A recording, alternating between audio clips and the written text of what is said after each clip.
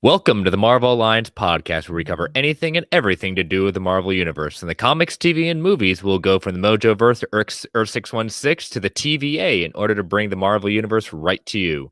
I'm the Uncanny Chris. And I'm your friendly neighborhood Brent. Alliance, assemble. All right, volume 58.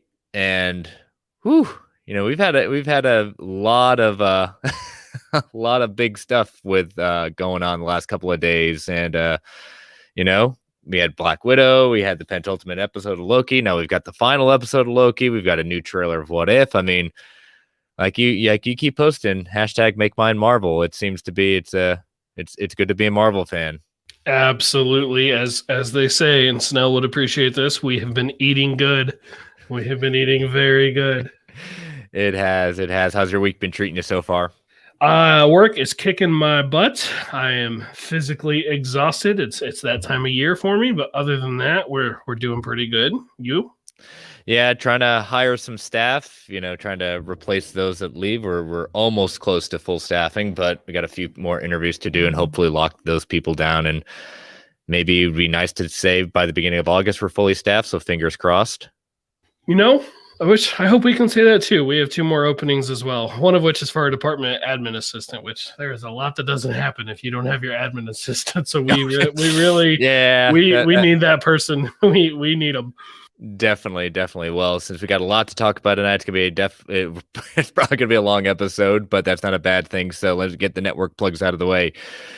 We are part of the Geek Ultimate Alliance network with 9 shows coming at you 7 days a week. We've got My Show World's Finest True Believers and Ranger Alliance. We are bi-weekly. DC Alliance, Superhero Discussion, Star Wars Alliance, Slice of Film that go bi-weekly.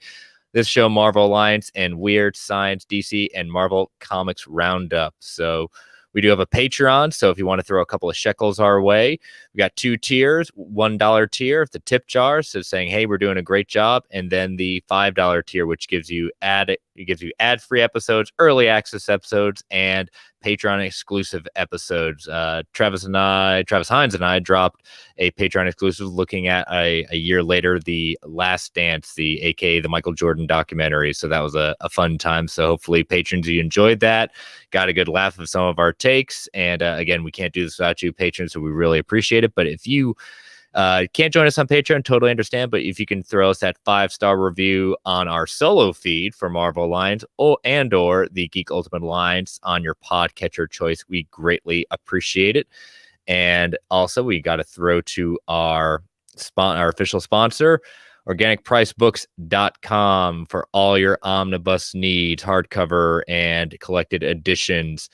JP, you got see at the top there, final order cutoff for guaranteeing your pre-order 3 days. So make sure you look on look under the current FOC to see that. And also, we are going to extend our we'll call it the Black Widow contest at that point, but basically being entered to give away one of 2 omnibuses. So again, 2 winners at this point.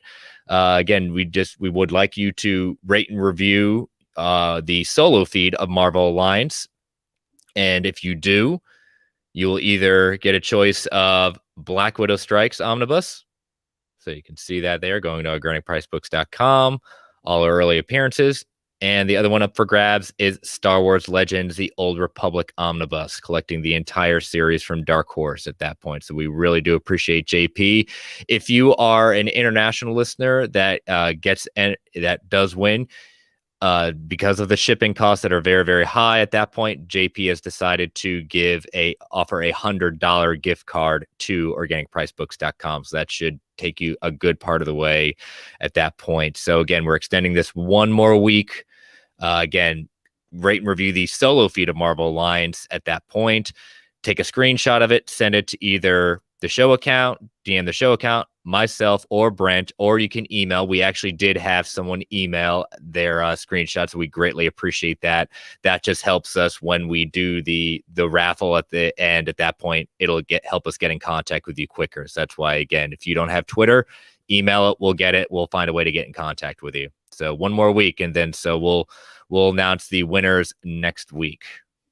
And thank you to those of you who have already already entered. It is greatly appreciated. No, we do appreciate that. Hopefully you are enjoying the content. Again, thank you, Organic Price Books and JP, for the very generous offer of these two. And again, we appreciate you being our sponsor. So, all right.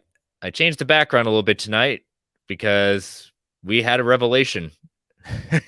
We had a reveal with this final episode of the season finale. We can officially say this season finale. We will be the big surprise at the end. There wasn't your typical end credits scene, but it did come to a guarantee that Loki will return for season 2. I am very, very excited to finally hear that confirmed. Every week since WandaVision, I'd get up, and before I'd even get to the TV, I would look at the episode on my phone just to go see what the runtime was. Because, there's been a lot of talk about runtime. Just curious, what are we looking at runtime? And when you log into Disney Plus, it says at the top, like, new episode now available or whatever, right? Well, it said season finale. And I was like, oh, well, I guess those rumors have been confirmed because they're not using the word season if we're not getting to season 2. And sure enough, Loki will return.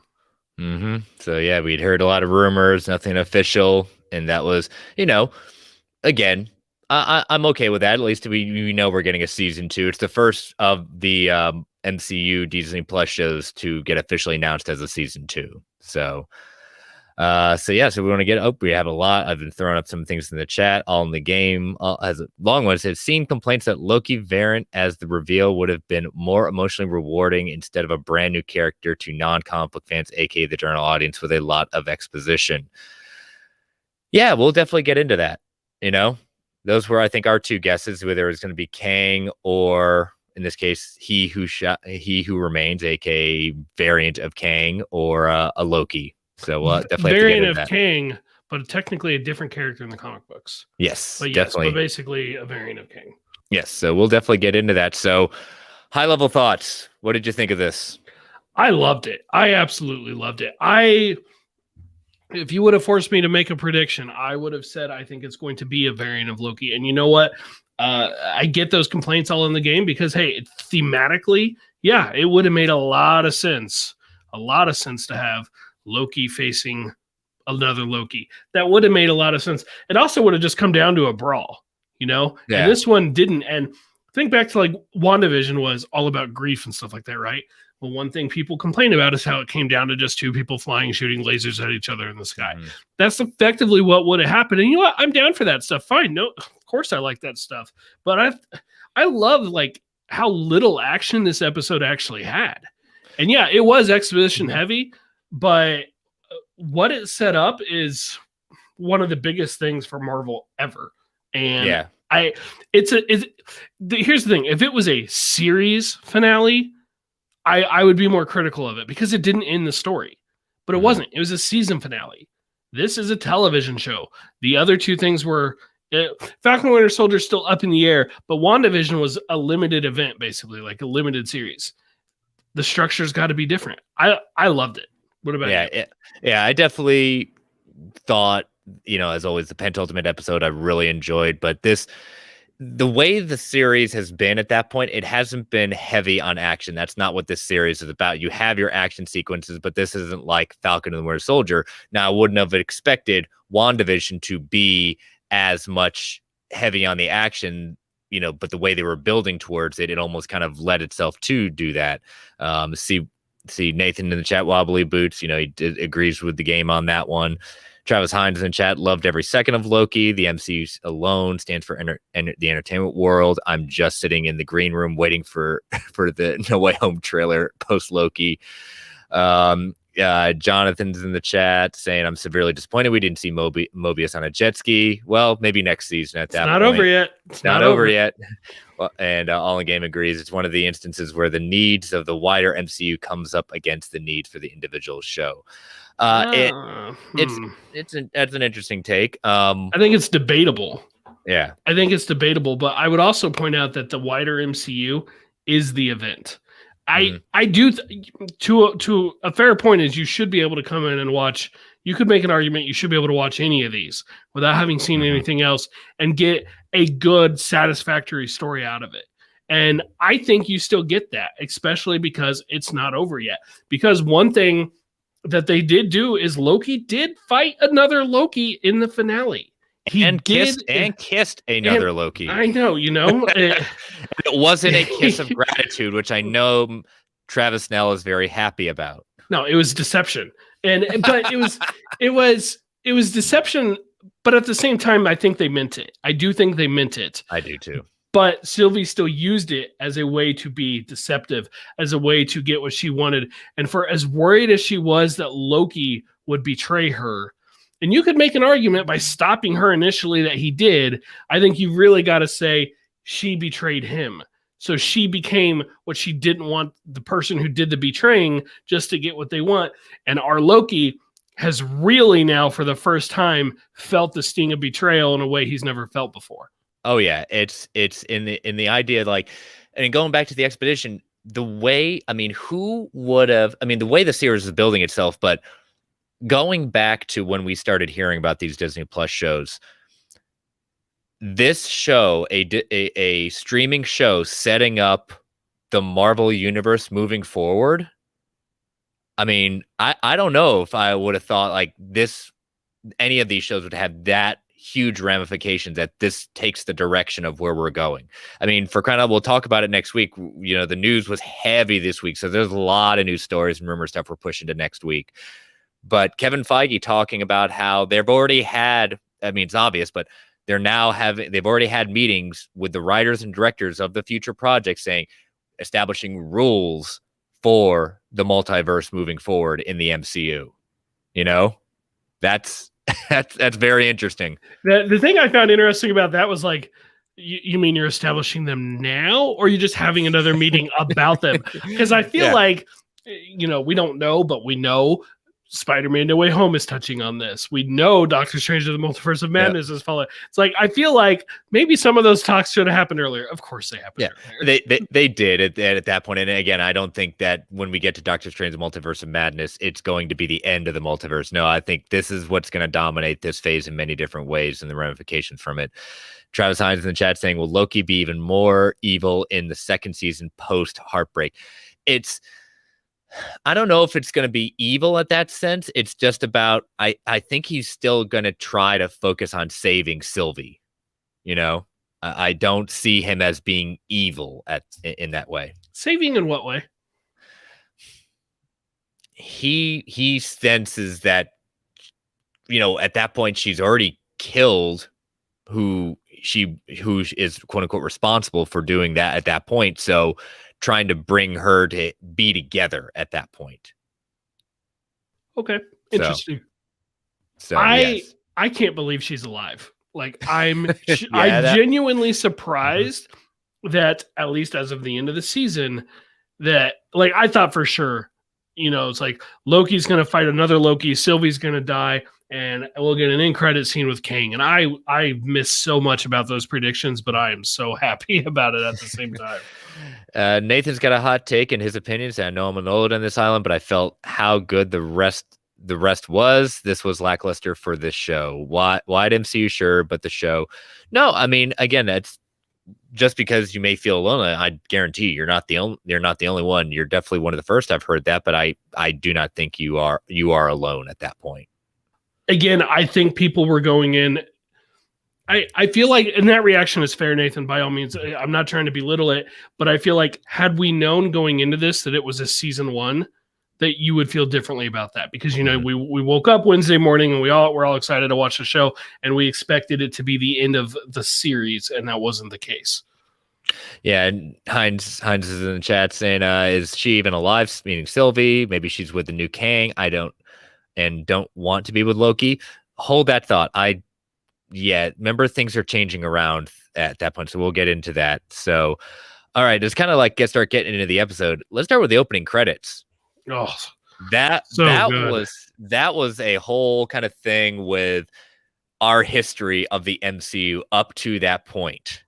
As soon as we heard that music played, with that Steve and Peggy were dancing to, it's like I just like sat up and got wide-eyed right away. I was like, what is going on here? And then you hear Sam saying like, way to go, Tic Tac from Civil War, and you hear a bunch of other lines, and then even the sound of the repulsor We start sound of the hearing that. repulsor. We get we get real people, quotes from real people. I saw Greta Thunberg pop up, and I'm like, Yeah. she's in the MCU. Nathan saying he's not even in the main timeline. Or right, that's why the TVA doesn't know him. Hold that thought. We'll get into that when we get into the ending. But yeah, I mean, all that kind of establishing where we are at this moment, and then even just different people from history, like you said, Greta Thunberg, Maya Angelou. We even get Vision with the infamous love quote. Yes. So it was a very different way, but it was a, people say, oh, is this going to be the MCU thing moving? No, you're never going to get rid of the bombastic theme. That's the MCU. This was just for this show.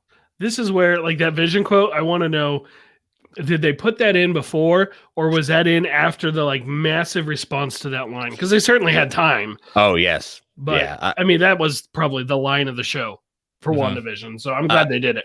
Yeah, I think if they added it, I don't know if you could predict how big that line was going to be. So I could definitely see them saying we added it because of how big. So, we get the interesting thing with the tower. The at the end of time at that point, I caught that whole thing and wrote in the notes that that tower in the Citadel definitely looks pretty much of a model of the pruning stick. Mm-hmm. Yeah, definitely a similarity there. But interesting, the castle's kind of breaking apart. Like, it's definitely looks like it's seen some rough times. Yeah, I mean, it's one of those things. Like, how old is it? How long has he been there? We talked about, we speculated a handful of episodes ago about the sacred timeline is not truly the sacred timeline. It was just the winner of the multiversal war, right? Like, we talked about that after the second episode, I think. Regardless, whenever it was, yeah, we kind of were right on about that. How long ago was this war? Because it felt to me like King or Immortus or he who survives. I'm already forgetting what the other name they called him. He who remains. Thank you. It's like, it felt like he had been there a long time. And so, I mean, even the castle, I guess, starts to go down at the end of time. Well, he even says, I'm older than possibly imagined, but all those cracks at that point, he's had this firm grasp, but does he really have this firm grasp on everything at this point, how long he's been there? Sabon Sanchez in chat saying, did you guys notice the ship in space during the opening credits before we got to Citadel? Yeah, I had just done my second rewatch with Erin. She hadn't seen it yet right before we went live, and I caught it. I don't know if it's the Milano. It kind of looked like it, but I don't think it was the Milano, though. I would be pretty shocked if it was the Milano. Actually, don't they have a different ship now? Yeah, they have a different ship, but it definitely wasn't your standard kind. It definitely was alien in nature, the ship. So alien. I mean, I don't know what it was. I've heard everything speculated, from the Guardians to the Fantastic Four to all I can say is I feel was like it Mephisto? Was it Ralph Boner? It's Ralph Boner's ship. I think an aerospace engineers behind it. I think maybe that's the case. It feels like it's there for a reason, but I don't know what that is. At this point, I wouldn't at all be surprised if we actually found out. For all we know, it's something from Hank Pym and it's some kind of quantum thing. I mean, I feel like just about anything is on the table right now, which is a really exciting place to be with it. Exactly. Then they get into the castle, and I just love that we have seen Tara Strong through almost every episode. Not everyone, but most of the episodes. Miss Minutes has made an appearance at that point, and this is her creepiest and most evil she's been. I mean, it's practically a jump scare. Like, at this point, I'm like sitting up and I'm like, oh my gosh, all this time stuff is amazing. And then I see her and I'm like, I didn't trust you. I never trusted you, but you're awesome. and just the offer that he who remains put out there, like, Loki gets everything he wants. Sylvie, just a waking up to happy memories. Finding a way to make that work. I said, I want to see that What If series, and I think we might see part of that What If on the side of Loki in What If. I think you might be right. I don't. It does to me. What If we're going to talk about What If, but I don't think What If is. When What If was first brought up, they basically talked about it's like, hey, we're just having some fun with some little side things with the animation. It's its own thing. I don't believe that anymore. All in the games of "Hey y'all" has never sounded more sinister. Exactly. Yeah, we'll start working on that in there. When she makes the offer, I didn't think they were going to take it. I didn't even think that. I love that Loki says, "We are writing our own destiny now," and she says, "All right, good luck, have fun with that." That was she tried to bargain, but I don't think no one thought. I didn't think that they were going to fall for it. No, they didn't come to bargain at all. They came to kill some people. I'm wondering what those you see three timekeeper statues there, but you see one that's destroyed. I'm wondering what that one's about. I heard a reference on forgive me, which I want to say it was the Slash Film podcast, that basically there's a fallen timekeeper, and that's probably a reference to a fallen timekeeper from the comics. But I can't confirm that, and I didn't look it up myself. If it's not that, I have no idea.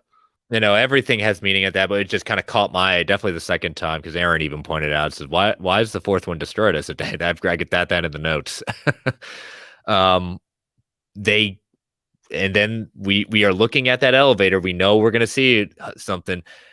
As I was going to this episode, thought it was going to be another Loki, just because everything has been so focused on variant Lokis. And we said, are we going to finally see the King Loki is the one who's running it? That's where I was kind of going into this episode. And that's where, I understand Nathan and some people saying, man, that would have been more general audience than something new. But the MCU has never shied away from putting something new in there to introduce a new character that they're not familiar with. Yeah, exactly. They're going to tell the general audience what they need to know. They're not. They've got the stuff in there, like the subtle clues, like the Sphinx from last week, or the King sign on the Stark building. Like that stuff is for us, right? But this exposition dump, which, let's be fair, is what it was. It was just a really well done exposition dump. Yes. This is like, hey, you're still waiting on a Spider-Man No Way Home trailer? This might be part of why. So, are we getting that? I don't know. I hope not. I hope not. But I'm telling Snell. It's Spider-Man. It markets itself. You don't need to do anything. All right, let's come back. We're going to come back to Spider-Man No Way Home because he asked about it. We're going to come back to that. But my point is, like, this goes to that. WandaVision, we know, was leading into Doctor Strange 2. This gives you even more. It's in the multiverse of madness. Well, we're going to give you a little bit of backstory about the multiverse.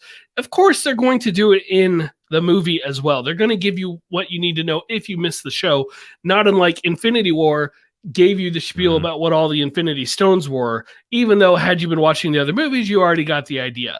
So they're going to do it, but this is just catching everyone up ahead of time, telling you this is where we're going. And at the end of it, it's all wide open. And the fact that, we're in the know, we pay attention to the castings. Jonathan Majors has been confirmed as Kang the Conqueror in Ant-Man and Quantumania. That movie is not scheduled to come out until 2023. So, when he's gone on record of saying, "Are you in Loki as Kang?" He didn't lie. He did not lie. He answered the question that was put in front of him. He did a political thing. Yeah, we were talking with Snell the other day about, this was before the episode came out, about whether or not we thought it was even possible he was in it. And I pointed out that, because Kang, my understanding is Kang was a Fox character, but that deal was done in May of 2019. Loki didn't start filming apparently until the following January. So, 7 months later.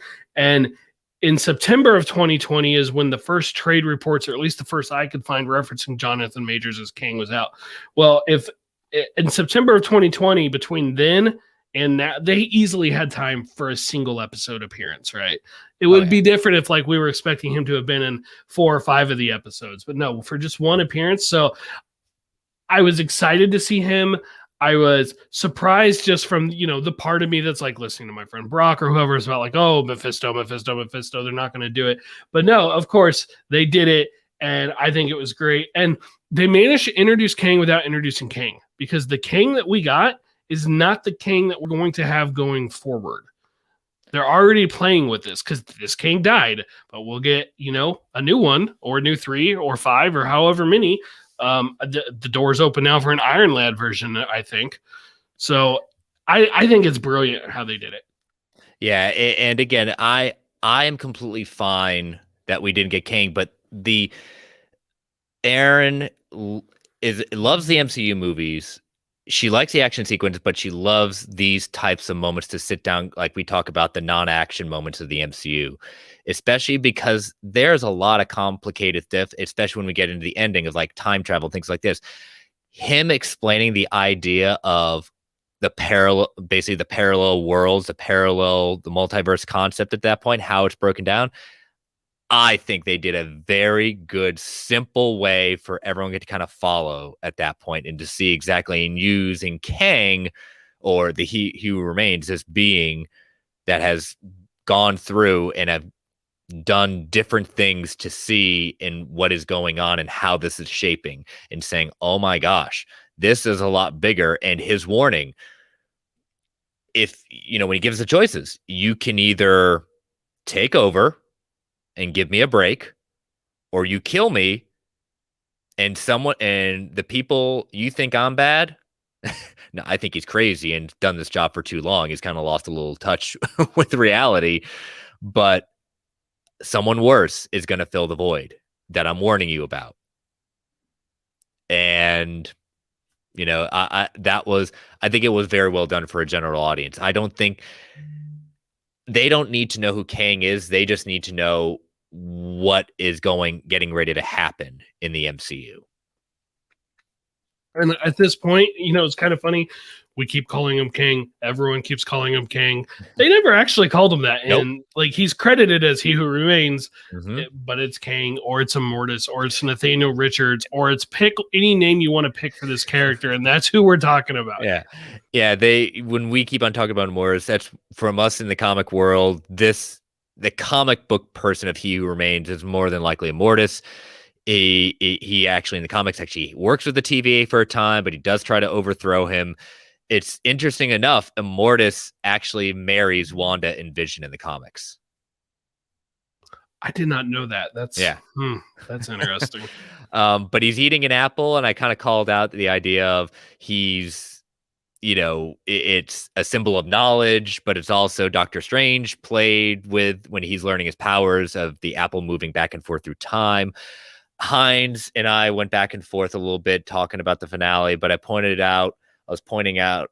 was pointing out to me like those symbols in the back of it kind of look like the Sanctum Sanctorum. What it really is, those symbols have a name and they're called the Triskelion. It has absolutely nothing to do with S.H.I.E.L.D. Triskelion. It's actually an ancient symbol with the 3 legs and a spiral movement. It's suitable for representing the constant flow of time or the cycle of life. I didn't know that. As soon as you said Triskelion, I was like, wait, was there a S.H.I.E.L.D. reference? Did I miss something there? No, apparently not. Yeah. Sawbone Sanchez, I love how the MCU isn't afraid to slightly alter characters in the comics to fit better on screen.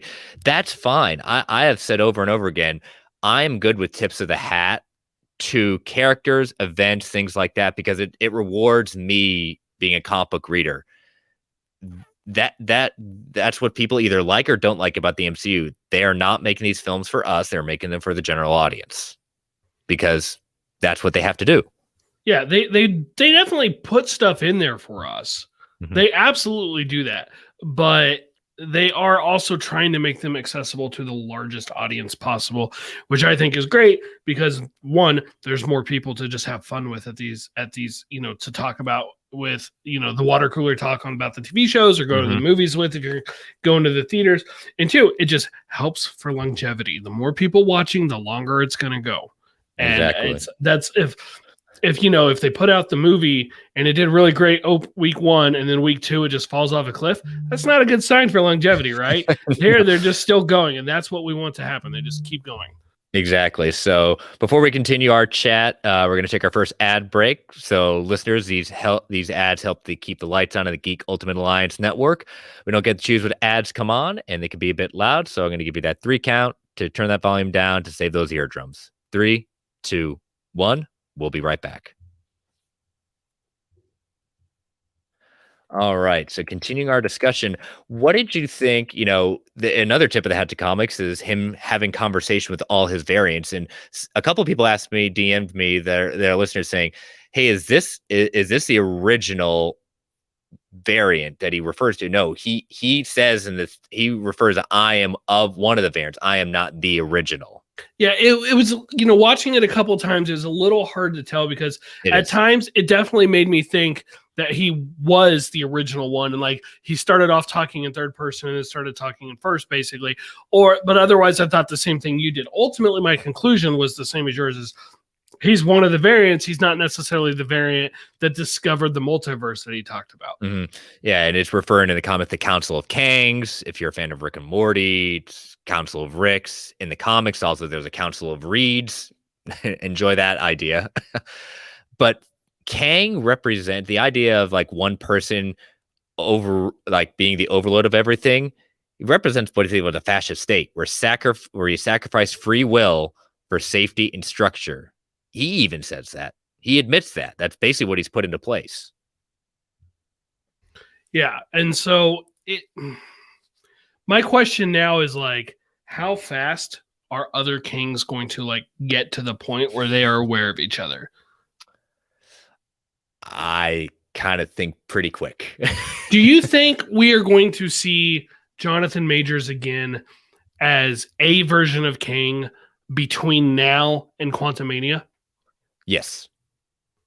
I am very confident. I will be very surprised if we do not see him at the latest Doctor Strange, Multiverse of Madness. That's the one I feel like we're most likely to see it. Mm-hmm. I mean, let's be fair. We don't know what other movies are going to tie in between now and then, which there's quite a few movies between those. Mm-hmm. But Eternals and Shang-Chi, I don't really, outside of a credit scene, not counting a credit scene, I don't really see either of those going that route with it. Yeah, I could possibly see Eternals. I possibly, but again, those two are a little iffy at that point. I still think the next, you almost want to. It's a game that you got to think about keeping the audience remembering. You don't want to push it too late, but you also don't want to do it too early and thrown in. Now, again, it's the MCU and Kevin Feige. Nothing's ever going to be thrown in like that without a purpose. But yeah, I think at the latest, Doctor Strange: The Multiverse of Madness. At the earliest, I don't know. Maybe Eternals. Maybe. I think for the earliest, I'd have to give it to Spider-Man, just because we know there's multiversal implications there. Yeah. Mm-hmm. What if at the earliest? I would not at all be surprised if he was voicing a king in What If. That would be interesting, yeah, and kind of giving that idea that you don't have to watch the show, but it does help you kind of see the steps in the process. What did you think about Ravonna? And kind of, we just heard today that there was plans for more scenes with her and Mobius for the series, especially the season finale, but COVID got in the way and it just wasn't enough time. What did you think about the scenes we did get with her and Mobius? Well, I'm really glad there's a season 2 coming, because I feel like her plot was completely left wide open. And for a season finale, that's what you would do. You would take a couple of the characters and leave their storylines wide open. So I'm definitely into finding out where she's going, what she's doing, because she's trying to find out the truth, find out what's going on as well. And it's interesting how it ties into my stuff about the ending. When Miss Minutes comes up and she gives, saying, "Hey, these aren't the files I was asking for." And Miss Minutes goes, "He knows. Yeah, that's right. But he thinks they'll be more useful to her." And then when she leaves, she tells Mobius, "I'm going to find free will." I do not think free will is the concept she's looking for. She's looking for what we know as Kang. She's looking for a person. Right. And it'll be interesting to find out what she finds, because the Kang that had effectively been her boss is now dead. Mm-hmm. I wonder if she'll find this out and get to a point where she will be hunting Sylvie again, but for a different reason. How about this idea? What if this variant of, we'll just call it the He Who Remains. What if He Who Remains wasn't the one really pulling this minute strings the whole time? What if the quote unquote worst, one of the bad variants of Kang was pushing Miss Minutes in different directions as well? Well, it certainly feels plausible that she's, as far as we know, she's an advanced computer program. Yep. Those can be programmed. So it would be plausible to me that a version of Kang who had died in the multiversal war left instructions with her. Like a prime directive, if you will, to steal another line. Order 66, if you will. An Order 66, indeed. Watch out, younglings. But exactly. She does admit that to Loki, though, because he does ask in the second episode, are you doing that? Are you real? I can't remember the line, but basically it says, are you programmed or are you basically responding to me? And she's like, it's a little of both, basically. Yeah. On the game, COVID seems to have greatly affected the first 3 shows. Looking forward to any differences with non-COVID affected ones. Yeah, I think the non-COVID ones basically are going to be probably starting with She-Hulk. Probably. I mean, we don't know how much it affected Hawkeye and Ms. Marvel because they had more time with those to wait. But it definitely feels like, and Shang-Chi I know had a break in shooting and stuff due to COVID. I'm trying to remember if Eternals did. If they did, it wasn't as well publicized. I do remember Shang-Chi shutting down and restarting. I think we saw those images in Australia. I remember we talked about those in one of the early Marvel Alliance episodes. Spider-Man, I think, had some very obvious just because of the character. So maybe Eternals just kind of dodged that. They probably did, but because it was it may have been a Marvel property, but it was just more hidden at that point from people paying attention. Kind of like the Eternals showing up when they should have, right? Sure. And Philip Barker in the chat saying that Eternals was locked before COVID, which sounds familiar to me, but I'd have to fact check it. But I'm going to take Philip at his word here. Got lucky on that one, I guess. And I know they rearranged some stuff. Dude, I mean, Eternals has been done forever. Yeah. So it's like Black Widow. It's been done for a really long time. Yeah. What did you feel about the conversation Sylvie and Loki were having that eventually led to their fight? As in, should we trust him? Should we listen to him?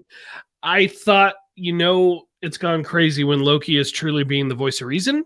And he was just trying to calm her down. And he wasn't even saying, let's definitely not kill him or let's definitely take him up on his offer. He was saying, this is bigger than us. We have to get this right. We need to talk about it. Yeah. And the whole time I'm thinking, you're right. But is he going to even give you the time to talk about it? Or is he going to decide you take too long and be done with it? Now, I think maybe the Geekverse guys talked about this the other day on their breakdown, or it was another show I was listening to, could have been Phase Zero. Does Sylvie get to that point of not trusting Loki without the He Who Remains bringing that idea up? Can you trust him? It's kind of like the idea of Inception. I'm not convinced she fully ever didn't trust him. She just, at this point, he wanted to take a moment. She was done. And, I get it. I've seen some criticism of, she's supposed to be this super smart analytical thinker and she let her emotions get the best of her. Well, as they told you in this episode, like this was her life's goal, was literally to get in front of this person and in them. She's there. I don't blame her one bit for what she did. I don't blame her one bit for going forward.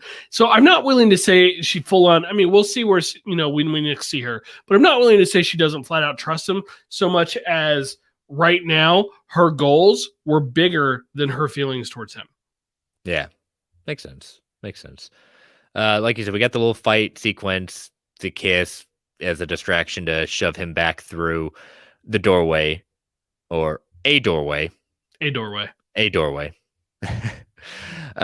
Barker, this was by far my favorite Marvel series of Disney Plus so far, my favorite of Phase 4 so far. It is sitting at number 3 on my MCU ranking. Loved everything in the finale. Yeah, a lot of people, we'll kind of talk about our kind of feelings on where this kind of stands in either Disney Plus shows and the MCU in general. So that ending, when we got to this point and watching it again, the first time I watched it, the line that Tony says in Endgame, you mess with time, it tends to mess back. Yeah, perfect. I'm almost surprised they didn't use that quote at the beginning. Maybe a little too on the nose, but it. Yeah, I mean, that's what happened. They've messed with time. Yeah. Loki messed with time for sure, and Yeah. I mean, he's paid for it. Now here's my tinfoil hat, and I don't know if Nathan's still in the chat, but he may be listening tomorrow. He's going to be very upset with my theory. I've already told you my theory. I'm not saying it's half joking, but it could be possible, and some people are going to be very upset with this. We keep on saying if they're going to be comic accurate, Kang is a descendant of Reed Richards. We don't have a Reed Richards yet. What if Kang is not descended from Reed Richards? What if he is descended from Tony Stark? We know Tony has a daughter. He created time travel, and he's narcissistic. I'm not saying Reed Richards also is not narcissistic. We don't have Reed Richards yet. I mean, he discovered time travel. I don't know if he created it. Discovered time travel. Yeah, I whatever. Call it would like, oh my gosh, we've created Tony Stark has yet again created another villain. The part of me that loves how mad that makes people hopes it's true. But I'm not exaggerating when I say I do hope there's at least one more villain out there that we find out is kind of Tony Stark fodder, not counting as something from Armor Wars because that feels too on the nose. True. And same with Ironheart, but something besides those, just because it makes people so mad, and that'll make me happy. But I really would rather it wasn't Kang. I like that connection to Reed Richards, and you're right, we don't have a Reed Richards yet. But one is coming. We are definitely going to get one. And in the grand scheme of things, it's not going to be that far from now. Yeah, I know it feels like a long time with like how many projects have been announced between now and the end of phase 4. Like the end of when you see that Fantastic Four logo after all these other projects, it's going to get there. It's going to be relatively soon. Guardians of the Galaxy Volume 3 is in May of 2023 right now. It's not going to be that much longer behind that we're seeing Fantastic Four. And again, we don't have to know. They could not go any lineage whatsoever. They don't have to with Kang. They really, really don't. It's interesting, and it's kind of like it's really cool to kind of start seeing those pieces and doing our kind of, seeing where everything lies and going back and rewatching and seeing if this has always been thought about at that point. But again, they don't have to. It's just, again, my crazy theory, and just because I'm kind of like Brent, I get a little, I just laugh and roll my eyes like, really? That's the thing you're going to hold true? That's the thing that's going to like tick you off at that point? Man, die on that hill, but I'm whatever it is, go for it. I get it. You do have a point, but hey, everyone's got their little trope. All in the game, the action scene between the two was definitely the most emotionally engaging of the show, but overall the action really stood out as the weakest part of the show. But we kind of go back to the point. I don't think this show was trying to put itself as an action show. I would more expect that out of Falcon and Winter Soldier. By far, I thought the best action scene was the first time Sylvie got to the TVA and she's running down the hallway. I think that was the best action in the show. I would not put that or any other action in this up among like the best the MCU has to offer, right? Like, agreed. I keep my list of favorite non-action scenes, of which I almost feel like this finale episode could 90% be a part of it, with the one little blip when Loki and Sylvie fight. I don't keep a list of favorite action scenes. I don't have that. Maybe someday I'll make it, but I don't have it right now. Nothing from Loki would make that list. Let's just be clear. Like the action, I thought it was serviceable. I'm not going to give him like super high marks, but I'm not going to give him any demerits either. It was satisfactory. Yeah, it served its purpose based on the characters that were doing it. Sawbone looking like with my theory is that would be insanity in a good way. In a good way. That's in right. a good way. So Loki comes back. He's sitting there where he, I guess where the interrogation room. Then he kind of wanders down and finds Mobius. And I take it back. No, even before that, but we see Mobius in C-15, staring at it, saying there is no turning back now. Hunter C-15 says, "Who said anything about turning back?" Interesting points of words. Turning back, implying turning back time or rewriting events. I kind of took it as implying like they could somehow prune it, right? Like they could somehow stop it. And at this moment, I didn't think anything was different at the TVA. I didn't suspect anything weird. And so I was taking it like literally like the branch comes off and we're going to cut it like that. And it's like, there was just too many branches. There was no way to keep up at the moment. That's how I was thinking. What just threw me though was what Mobius was looking like. He looked a lot less disheveled, a lot less. He looked a lot more put together than when we last left him with Ravana. You know, Yeah, that was. and you're right. Like I didn't even pick up on that at first. Like second viewing, yes, but it's like that should have been a clue at first. Is like there is definitely something different going on here. But and then Loki goes through and he looked every bit as disheveled the whole time. Oh, yeah. Like he didn't change at all. Nope. That guy, he had been through some stuff and his clothes were showing it. And so Loki goes and finds them in the archives, and we overhear before he stumbles upon it. C-15 goes, "Does he want us? Does he want us to let them all branch? That is interesting." She says him, meaning the TVA knows they're working for. I'm going to use again Kang or another variant of the He Who Remains, and him alone. And that this person, he wants them to continue to branch, creating new realities for him to conquer. Which, once Loki catches up with him, you can figure out why they would phrase it that way. I mean, there's a very obvious. Loki runs down the hall. He's, I'm wondering at this point, is he kind of like, oh, this all could have been mine? Like, is there a part of him that's questioning that? Probably not, but the thought crossed my mind. But then when he gets up to them and he talks to them for a minute, they don't recognize him, right? For one thing, you're an analyst, right? Who are you? What's your name? Where are you from? They don't recognize him. And then he looks out and he sees a statue that used to be the Timekeepers. And it's not the statue anymore. It was a statue of He Who Remains in his king armor, which is technically, I know it looks like cloth, but it is his armor. And especially this statue looks much more armor-like. Yes. And so that's why I think they were talking that way. Does he want us to do it? Not do they want us to do it? Or does she want us to do it? Which I would attribute to Rinside. Does he want us to do it? It's like in their mind, they were working for a version of Kang because they have a statue to him. Yep, exactly. And people, the idea like, could this be a new reality? Loki never existed. I think it's because a couple of ideas. Lokis are no longer a threat. Kang wants the timelines to branch because he wants multiple realities to rule. So Lokis are actually helping him accomplish this goal. At least the bad variants of the He Who Remains that he warned him about that are a lot worse than him. And as always, we get to the idea, is the MCU changing the rules of quote unquote time travel back to the future ones?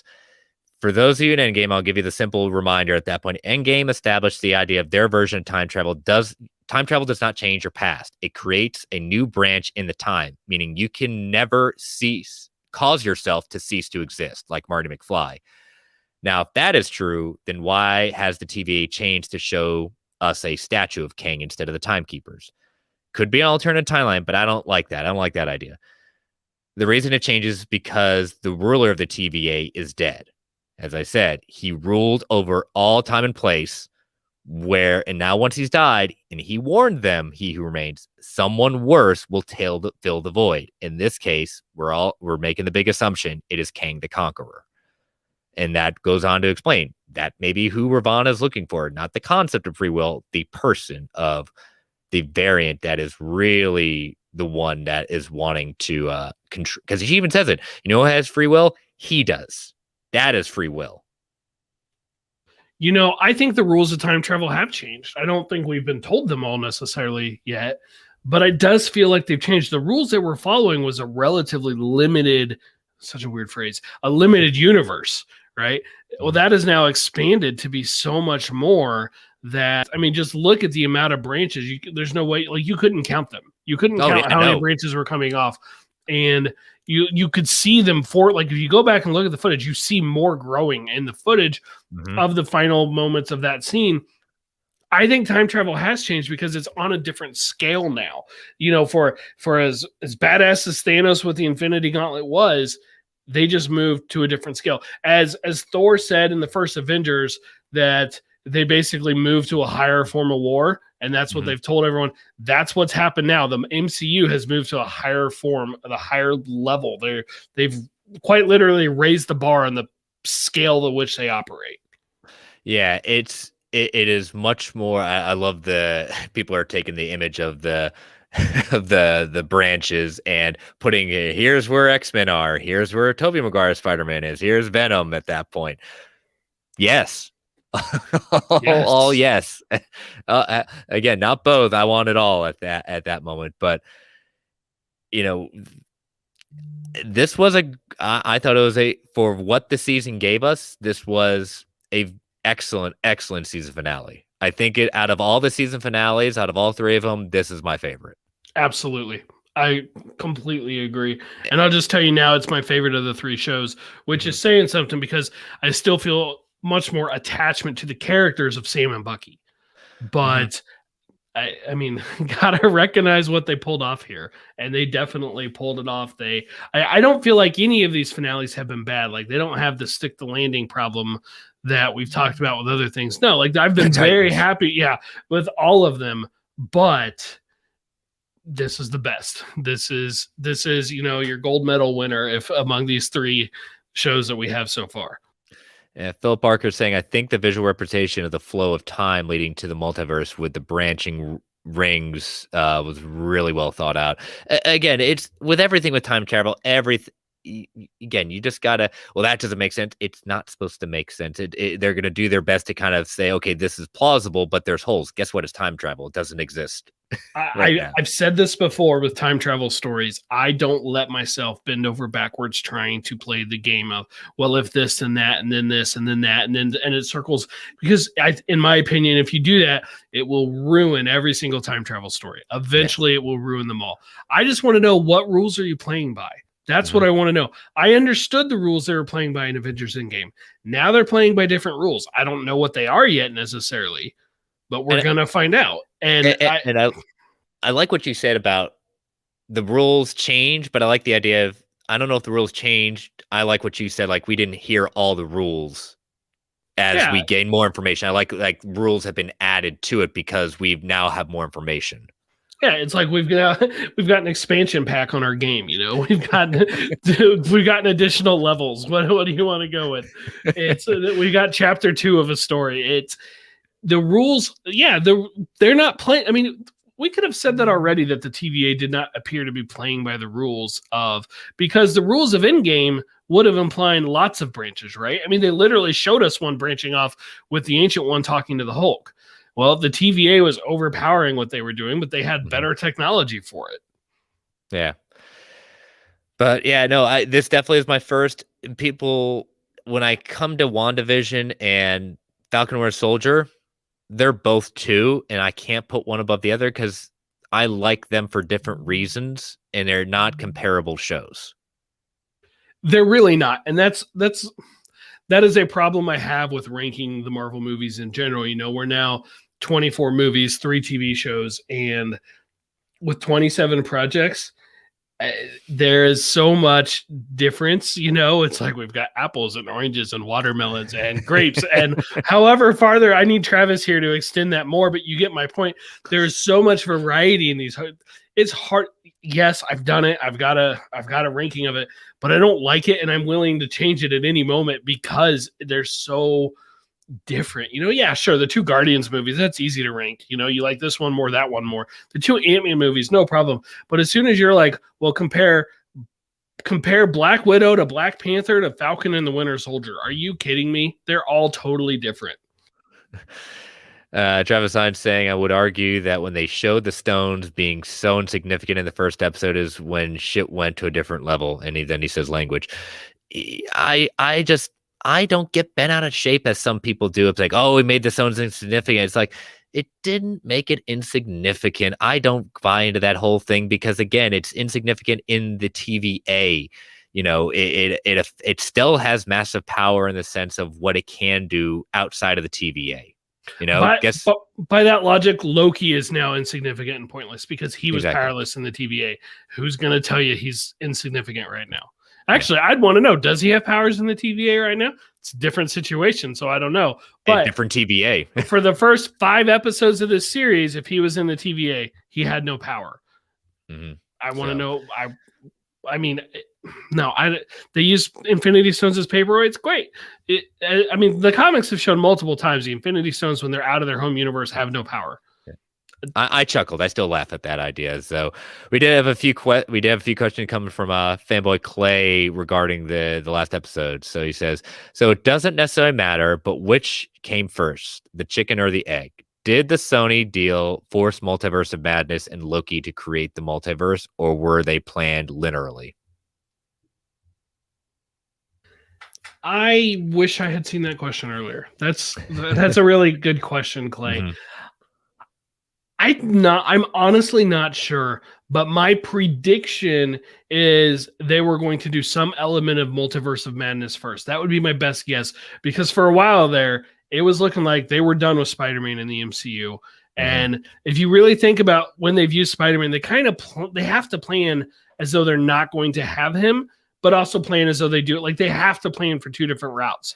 I do think Loki, Multiverse of Madness, Spider-Man No Way Home, I think these events are all going to be heightened because it's there. But this could have gone directly into Multiverse of Madness as our next, after What If, as our next live action multiverse thing. And it would have been fine. It would have flowed. And the way the actual timeline of release dates worked out, it wouldn't have really even been that long between now and then. Yeah, I'm of a similar nature in the sense of, I think we had Doctor Strange and Loki kind of tied together. I think Spider-Man, once deals came along, it was kind of thought about, what can we do with this? Can this fit into our ideas? So I don't know if it was planned literally. I don't think it forced it. I thought they had an opportunity now after the deal. To me, it feels like somebody in the initial planning with like Amy Pascal and Kevin Feige and whoever else, probably John Watt, was like, what if we did this? Could we do this? Is this too crazy? Let's call Toby. Let's call Andrew. Let's just put a feeler out to their agents to see if this is even something they'd be interested in, because this is a really rare opportunity we've found ourselves. Let's call Alfred Molina. I hear he can keep a secret. That guy, he's a steel trap. Nothing gets by him. His next question is, what is one variant of an existing MCU hero that is not confirmed that you would be willing to bet money on seeing in the future MCU? What is one you would like to see, but no, we will never get? Okay, so it's worth noting we technically don't have any other variants confirmed. Like we don't know that we're getting, outside of What If, again, which, well, I think maybe in the idea of Dr. Octopus, or but even Dr. Octopus, we don't know if he's technically a variant because he's the same one. But to go with the spirit of the question, my first thought went to Captain Hydra. My first thought went to Captain America from Secret Empire. There were those rumors that Chris Evans was going to come back for something, and seeing him with a Hydra symbol, I think that would be fun, and it would freak out a lot of the comic people because they hated that series so much. They hated the idea of it. It was an interesting idea.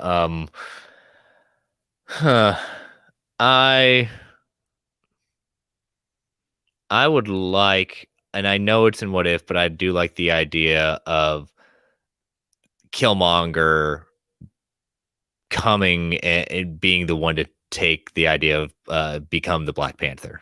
Would this be a way to bring back Michael B. Jordan to make him the Black Panther? Like, could they It's a different version. It's a good version, presumably. We don't know that. Just and that would be very interesting to me. And I'm thinking I would not be completely opposed to it. Yeah. And so I guess one is would like to know, but one we will never get. That is tougher. One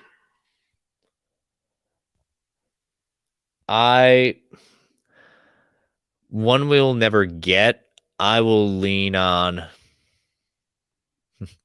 I'll go Spider-Man.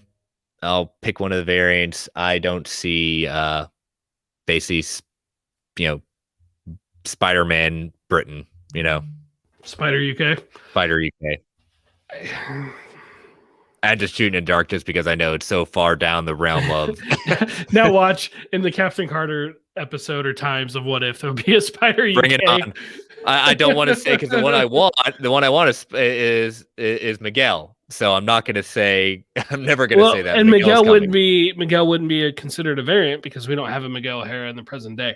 Correct. My first thought was Ben Reilly, but again, not a variant, it's a clone. Yes. An alternate version of one of these characters. This is really tough. I'm not willing to say that we know we're never going to get this, but I'm going to say the maker, the evil Reed Richards. Yeah. That's the maker, right? I'm yeah, you maker. Yep, you got it. Questioning on that, but the evil Reed Richards from the Ultimate line, I don't know that we're never going to get that. Feels like if we are, it's going to be a while. Yeah, we got to get Reed. Right, you got to have a good Reed before you can have an evil Reed, and they're different ages, and so to me, they don't have to be the same actor playing them. But I think he's an interesting character, so we'll go with him. Mm-hmm. Yeah. So, all right. Any more thoughts before we start heading to our next big topic? Just bravo on the finish, bravo. And I've said, we'll get into it with the next topic, but I love the way that this basically led into What If. Oh yeah. I think it's perfect. Before we go to that break, when do you think we will get season 2? Do you think it's a next year thing, or do you think we're waiting 2 years? I'm going to say 2 years, I think. Mm-hmm. I definitely feel like it's after Doctor Strange, and I wouldn't be surprised if productions even start until after Doctor Strange. Yeah, I think this is a 2023 thing because Ant-Man Quantumania is 2023. So I think that's going to be a lead-in for it. You're probably right about that. So if it does happen in 2022, it's end of 2022, beginning of 2023. Yeah. But all right. We got a little break coming up with content in the sense of Disney Plus, but we'll make it. We'll make it through. There's lots of news. 26 days. That's all. Only yes, I have a countdown. It's 26 days. He has many countdowns. You should ask Brent to show you his phone of countdowns. I do. It's 658 days to Guardians Volume 3, just to give you the range. So let's take our second ad break, listeners. Again, these ads help keep the lights on in the Geek Ultimate Alliance network. We don't get to choose what ads come on. They could be a bit loud, so I'm going to give you that 3 count in order to turn that volume down. 3, 2, 1. We'll be right back. All right, before we get to the news as it starts setting up, I forgot to give a big thank you to our listeners and to our new listeners for basically blowing away our record on the solo feed and our just Marvel Alliance in general for the numbers. I think it was like total altogether. I think it's over 400 plus for the Black Widow episode. I take it back. No, I take it back. That combined with the Loki episode had like over 400 downloads. I haven't looked since you guys last talked about it, but we definitely got some new listeners, and that was awesome. Hopefully they stick around, write in questions. You don't have to wait for me to put a call out on Twitter for the questions. Send them anytime. Just tell me what it's for. Exactly. So, but again, I meant to say that up front, but better late than never. Thank you for everyone making the biggest Marvel Alliance week we've had since we not only launched the solo feed, but in general. So again, thank you for that. And so we got a trailer at the end of last week. What if? And I think we were all kind of expecting this more happening like yesterday, like and Loki maybe today put out the trailer, But it works in the sense of what we were leading towards to this season finale. When What If was first announced, it was sort of like implied. It was just like, hey, we're going to do this little fun thing on the side. It's not connected. You'd hear people talk about it, and every time they talk about it, they say, this isn't part of the MCU. It's its own thing. I at some point, I don't remember when I said it, but I basically said I feel like the Loki will end with the multiverse wide open, giving us What If. Like, it feels to me like this is very much part of it. And Tom Hiddleston even kind of alluded that, it is still technically like going to be part of the MCU. Like, I'm trying to find the exact quote, but I don't think is just a little side project. I just think it's the next one. It would be, I still think in the idea that we are I had Factor Fictions even before we got the idea of what Loki was really going to be. Secret Wars is going to be an event level ending for a phase. Okay, he said, he quote, "I am intrigued because I haven't seen the whole thing." It says Hiddleston admitted, this is from CBR.com. And then it says he went on to mention that many of the MCU's actors still voice the animated versions. And quote, then it sets up a whole bunch of stuff in the MCU, which I know nothing about, end quote. This, I mean, are we going to see Marvel Zombies live? I don't know. Maybe. Right now, I wouldn't rule it out. I'm not ruling anything out right now. Everything is on the table. Everything. Once they bring multiverse into anything, and everything is on the table. But so we get this trailer, you know, as you know, listeners, we'll have closed captioning on. You can watch along, listen at that point. We no volume. We don't want to get demonetized at that point. We'll stop at points. I sent Brent. I was waiting. My kids were late waking up at that point. They were sleeping in. Thank goodness. Some days we pray for those days. Amen. So I had some time and kind of broke down a lot of stuff. Got a lot of notes. We won't go over all of them, but there's definitely some things we want to kind of call out. So if you're ready for me to play this, Brent, let's dive into this. Do it. I want to say this. I quite enjoy this type of animation, the cell shading. I have not seen it in a long time done like this. Like personally, I know there's been films and other things like that, but something that I've wanted to watch, I haven't seen it done in a long time. It looks great. The animation looks great. And I've always said I'm not as big into animation as I am live action, but it looks good. And so, you know, we're opening up and we have basically the beginning of Iron Man 1, right? Which I think is a great way to show off, to bring us into this world or worlds. But instead of the bomb blowing up near him, Killmonger throws it away. First question, Killmonger's powerful enough to pick that thing up and launch it that way? Does he already have some heart-shaped herb in him? That was kind of my thing too. Is like he's a strong guy, but wasn't necessarily expecting him to be able to do that at that point. But obviously, a big change already in the what we introduced to the MCU. Tony Stark is not injured, therefore probably not taken by the 10 rings. So walking off. So where are they going? Where indeed are they going? And don't you find it interesting that he's still wearing his military garb? If we're going to see him in a lot of scenes in Wakanda in this garb still. Yeah, and then there's one scene where you see a Black Panther, and it's like, is it him? Is that T'Challa? So we see the Watcher in the background. It's going to be voiced by Jeffrey Wright, who I firmly believe we will see in live action. Yes. We've got, I believe, Doctor Strange walking. No, I think this is Killmonger walking with, what is it? I got to go back to my notes. Zuri. Yeah, that would make sense. Ancient One is speaking, voiced by Tilda Swinton. This is Wakanda. This is a very different looking Wakanda than what we've seen. We've got Doctor Strange. But falling through, what could he be possibly falling through?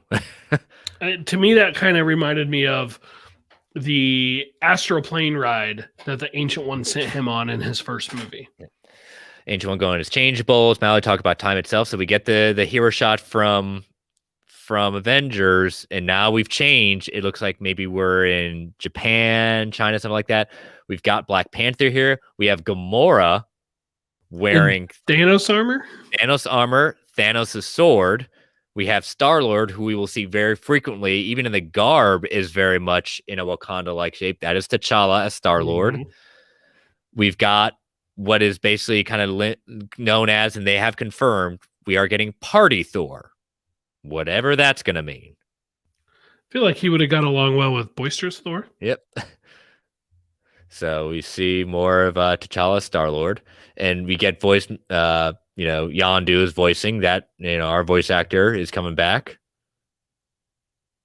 Yeah, it's going to be so nice to hear Chadwick Boseman one more time. One more performance out of him. It's final. So we get Bruce Banner hulking out. It's Natasha.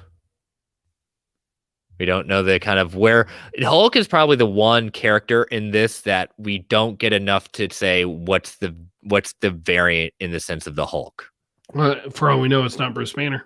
Exactly. We just don't know. We think it's I'm assuming it's a guy, but you're right. It may not be Bruce Banner. I think we're in Vegas. We see a bunch of basically Ultrons / I'm going to call it Visions, because we're later and I think we're going to get kind of a confirmation, especially if we look at that poster, which I'll cue up at the end of this whole thing. Loki holding Odin's staff. You see one of the Warriors 3 in the background. Zeg, yep. With the Asgardian army. We've got Nick Fury in S.H.I.E.L.D. More of the Warriors 3 here. More of the kind of... So it looks like Loki is now the ruler of Asgard. But we don't know where this falls in kind of our... Where would this be? Would this be post? Did he win the Battle of New York? Or did this happen prior to the Battle of New York? Yeah, it kind of makes me wonder, like, is this, and you alluded to this earlier, is this what we would have seen had Loki in the end of the Loki show taken the deal to rule Asgard, to win the Battle of New York? Okay, so we get Vision. Vision, whose voice sounds different. Paul Bettany is not one of the names I've heard who's not voicing their characters in this, but I did question it when hearing him speak there. Yeah, so we get Howard the Duck is actually going to be in this, so that's pretty awesome, which I think if he's part of the Space Avengers, that has got to be the hashtag, I put in our notes, hashtag best timeline. I mean, how are you going to argue with Howard the Duck? Yeah. Quickly pause. We have Captain Carter riding on the back of Iron Man, and this Iron Man who is in that suit? Captain America, Steve Rogers, not Steve Captain Rogers, America. Yes. Steve Rogers. Pretty awesome that she's just riding it like that, like a good old BA. Killmonger. Looks like we're fighting some androids, I think. Maybe aliens. Something to do with Ultron. Yep. Hard to tell. Party Thor. Slow down a bit. The few people in the room don't understand. I think that kind of is a very appropriate line for like, wait a minute, what the hell's going on here? So this August, okay, we get a lot of different versions. I think we get a kind of the color, like a good version of Doctor Strange. Then we get a very different version of Doctor Strange, like a darker version. And I kind of put it. Did you happen to rewatch the first What If teaser that came out recently? I mean, this is straight from Marvel Entertainment, so I don't know if they like coded it or just uploaded a different one. Well, there was another teaser that came out around the Investor Day, like when we got our first footage of Loki and stuff. Yeah, I know what you're talking about. Yeah. I rewatched it today. There were basically two Doctor Stranges fighting each other. In that one. Yeah. We get Captain Carter again. And so, yeah, see, this is a much more worn down, a darker version of Doctor Strange. Mm-hmm. But I like this idea. We're getting a team up, or just an encounter with each other. Well, that's the thing. Are they that hero shot, that Battle of New York reprisal, really makes me think that initially I thought this was more anthology. It's a bunch of one-offs. We get an episode about Captain Carter, an episode about T'Challa as Star-Lord, right? This makes me think that might be true, but that there's going to be a thread between them, and eventually they're coming together. I tend to agree with you on that, especially when the first season is just 10 episodes. How long these episodes are, I will be very happy if they're like, there are 25, 22, 25 minutes at that point. Yeah, and I assume that's what they will will be. So it'll be our second half-hour show, effectively, like WandaVision was. And that's all it needs to be, especially since we know there is going to be a season 2. And if they're going to keep to what we assumed or what they said, that I guess, quote unquote, one, there will be kind of covering all of the MCU movies that have come out in a what if way. I think there's definitely a thread connecting them. I definitely think that you're going to see combined what ifs. Like, I think you can easily combine Killmonger's part of his what if with T'Challa's. Mm-hmm. Or I could see Killmonger being in that army with Fury facing down Loki. So we are in the quantum realm here. Who do you think that could possibly be? I mean, my first thought was, like the Wasp, the first Wasp, Janet Van Dyne, just because of we know how much time she spent there. But otherwise, I feel like it's still pretty open. What are you thinking? It's definitely female, just based on the figure at that point. Van Dyne, Hope, maybe even Ghost. Oh, I hadn't thought of Ghost, but yeah, I wouldn't rule it out. So we get more thing of the Watcher, and I'm gonna look at who's here. Go back. So we see T'Challa, Star-Lord leading or a part of the Ravengers. Taserface to the right, Kraglin, Yondu, and Korath the Pursuer. It's quite the group. Yep. I love it just saying Taserface. Taserface. We don't get many shots. We get more of an interesting look at Peter Parker in the poster, which we'll queue up when we're done here. But, Peter Parker. And there had been some question of whether or not he would appear in this. So it's nice to see Spider-Man is a part of it. So we get Natasha on the bike. We get, the images of, we saw the Captain America zombie. We get, Tony Stark as a Marvel zombie. Here's something I got to go back to my notes, and it was hard to see. I've watched this a bunch of times, but behind Tony Stark is Ebony Maw and Cole Obsidian, Zombie Cap, and what I hope is Hulk fighting the zombies. Could they be a product of the children of Thanos, the zombies? Absolutely. Yes. Hadn't thought of that, but yes, that feels very plausible to me. So we see Hawkeye taking aim at Thor, and one of my what ifs was maybe like, what if Hawkeye killed Thor at this moment? Or what if that was one of the ideas, like what if he killed Thor at that moment? Yeah, they're revisiting Thor 1 here. This is the scene where Hawkeye tears through the shield camp trying to get, or where Thor tears through the shield camp trying to get to the hammer. Makes me wonder, is this the same Thor that we've seen, the Party Thor? Is this Party Thor, or is this a different one? Yeah. Okay, this is a cool shot. I had to pause this in order to get, I'm kind of happy I got this right almost the first time. We have young Shuri. We have the Dora Milaje. Who is this right here? I wasn't sure who that was, this other person. Who do you think it was? It's Pepper Potts. Oh, you're right. That does look... That raises questions. But Killmonger met Tony Stark. Maybe he's more connected to Wakanda. That's what I want to say. Are they walking back? Does he go back to? Does he bring Tony to Wakanda? Does they bring that in? Was being rescued by Killmonger would make sense. Pepper being there, So I don't know. That leads a lot of questions. So you get Ego. Yep. It looks like a diner.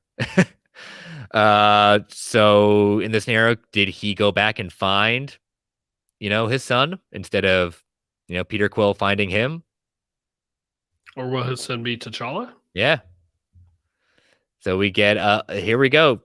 We talked about it a few episodes ago. We see a lot of different images in this. We see Doctor Strange in hell, then Captain Carter at this moment fighting Shuma Gorath, who we have heard is going to be the big bad of Multiverse of Madness, or one of the big bads. Well, if they're doing a big bad, that would certainly imply it is all coming together. Yep. The Ancient One is fighting Doctor Strange, but this doesn't look like the darker Doctor Strange. So could Strange be evil, still quote unquote evil, or maybe the Ancient One is, and she's releasing Gorath. And since we know Carter and Strange may be working together, but is this that version of it? Because again, that version of Captain Carter and that Strange was very different, especially Doctor Strange. Right. Dora Milaje, I think this is a misdirection clip. We see the Dora Milaje throwing a spear, and it kind of looks like it hits the Scarlet Witch. Especially, it does look like, maybe I take that back. I think this is connected because that looks like a spear hitting the Scarlet Witch. Yeah, I thought it was the same scene. Yeah. I mean, but it's a trailer, so you never know. Yep. We get Drax hanging out with T'Challa, Star-Lord. We get Black Widow throwing the shield. Yep. Killmonger again riding the rhinos. I almost wonder if Killmonger is going to be like a main character. Like we've seen him a lot in this. We do. And if he's not Black Panther, because we'll get to that in a second, he may be one of the leaders of the army. However, we see all these these new versions of Ultron. I think they're Vision Ultrons. Is this from a reality where Ultron won? Or is this not even Ultron winning? Ultron took over the Vision's body as planned. So we get Loki using, what was that? The Chest of Winter, Chamber of Winter? Yeah, something along those lines. Yeah. Asgardian army using the Casket of Ancient Winters. There you go. I think in the background of that, there was the Destroyer in the background. Yep, Destroyer's right there. Queen Ramonda leading the army. I also want to put a theory out there. Maybe she could be Black Panther. Absolutely. I mean, it seems weird she doesn't have the costume on there if she is, but absolutely. Vision removing the stone from himself. Hulking out. Okay. People are like, who is this? Who is this? Turn on closed captioning. Here we go. Confirm. This is Scott Lang. Mm-hmm. Yeah.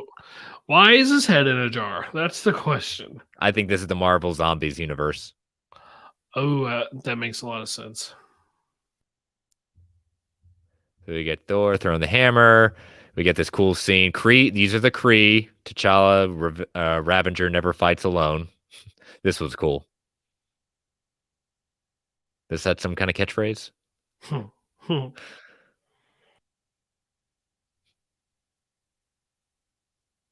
You had me worried for a second. Okay, who are they fighting? Yondu and Star-Lord T'Challa.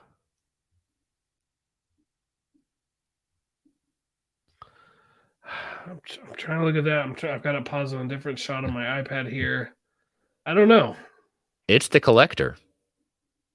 Oh, I did hear he was in this because he's one of the ones who's not voicing him. Yeah, Benicio del Toro is not coming back for that. So we get all these different. So here we have a Black Panther, and that is pretty much the Killmonger choice of the Black Panther suit. Right. But is it Killmonger? So this is just always cool seeing all these different realities and what we're getting. It's going to be a lot of fun to see everything they play with. And then, some of this might end up touching on the live action stuff. I wouldn't rule it out at all. Yeah. So I was pausing the video at that point. So God knows not too many in the chat. Sorry if we were ignoring it at that point, but yeah, wow. When this got announced at the Investor Day, I was like, I've loved What If stories. I've said it before on the show. I love Chip Zdarsky's Spider Shadow, making What If not just one shot, but making it a series for focusing on one What If story. I think, like we said, I think these are going to be connected. I think there'll be some kind of looking like one-offs, but in the end, these are going to be connected. And to your point that you brought up earlier, what if this is not necessarily an anthology? This is going to be connected to the MCU. Yeah, between Hiddleston's comments, what we know is coming with No Way Home and Multiverse of Madness, and then what we just saw with Loki, how is it not? These are some of the branches that we just saw for him. Yeah. Before we bring this part to the close, they got new voice actors. The people that aren't reprising their roles is RDJ, Chris Evans, Brie Larson, Benedict Cumberbatch, and Benicio del Toro have been confirmed as they are different voices from their characters. I'm kind of surprised at Brie Larson. I would have said at all of them, I would have thought she would have definitely come back at that point, especially when this was all done. I don't know. When it all comes down to, I think it was money. Probably. I think that's what it was. It wasn't worth their time for that. But and Marvel looks to be leaning more to animated projects based on some executive postings in LinkedIn. Have said that this is just the beginning of their animated series. So What If is the beginning of it. So that's awesome to hear. And let me cue up the poster. Let me bring that up real quick because there's one thing I want to point out. All right. Let me pull up where we are. All right. Stop. Let's see. Share screen.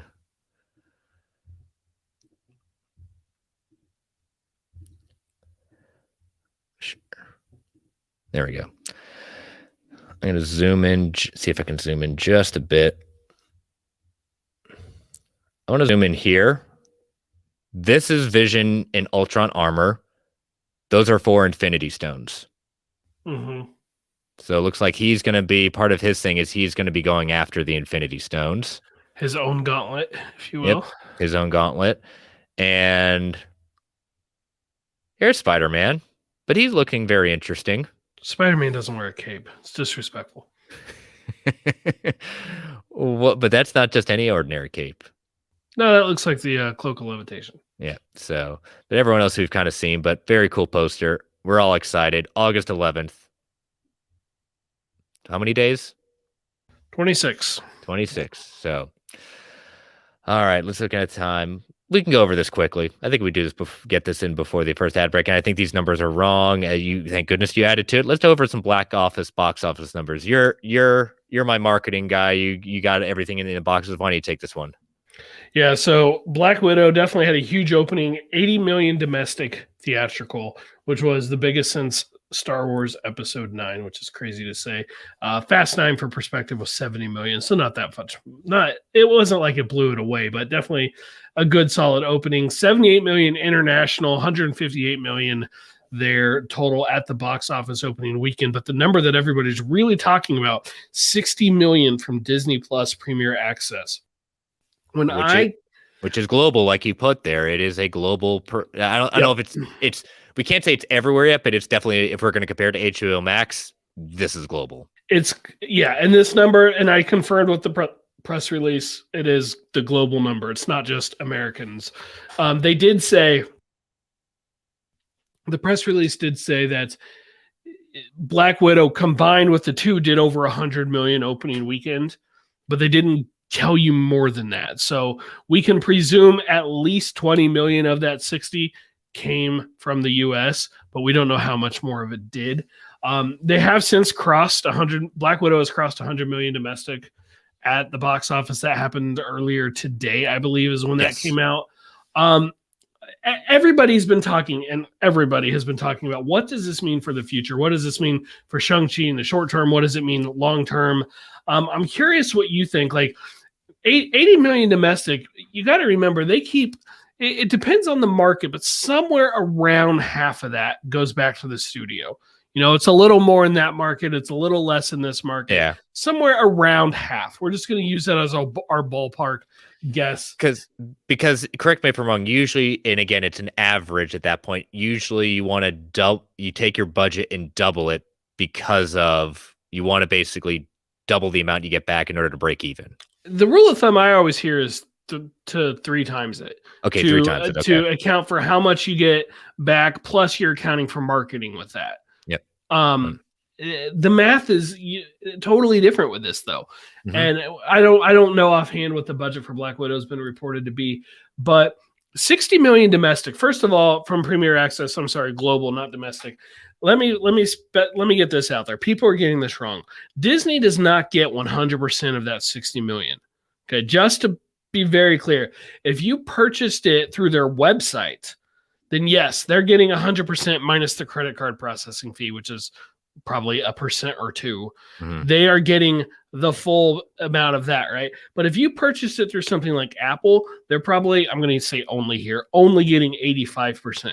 Now that's still a much bigger percentage than what the theaters are giving you. But when I hear people say it's $60 million in Disney's pocket, that's not actually true. It depends on how you purchased it, but it is probably at minimum 85% of that money went to Disney.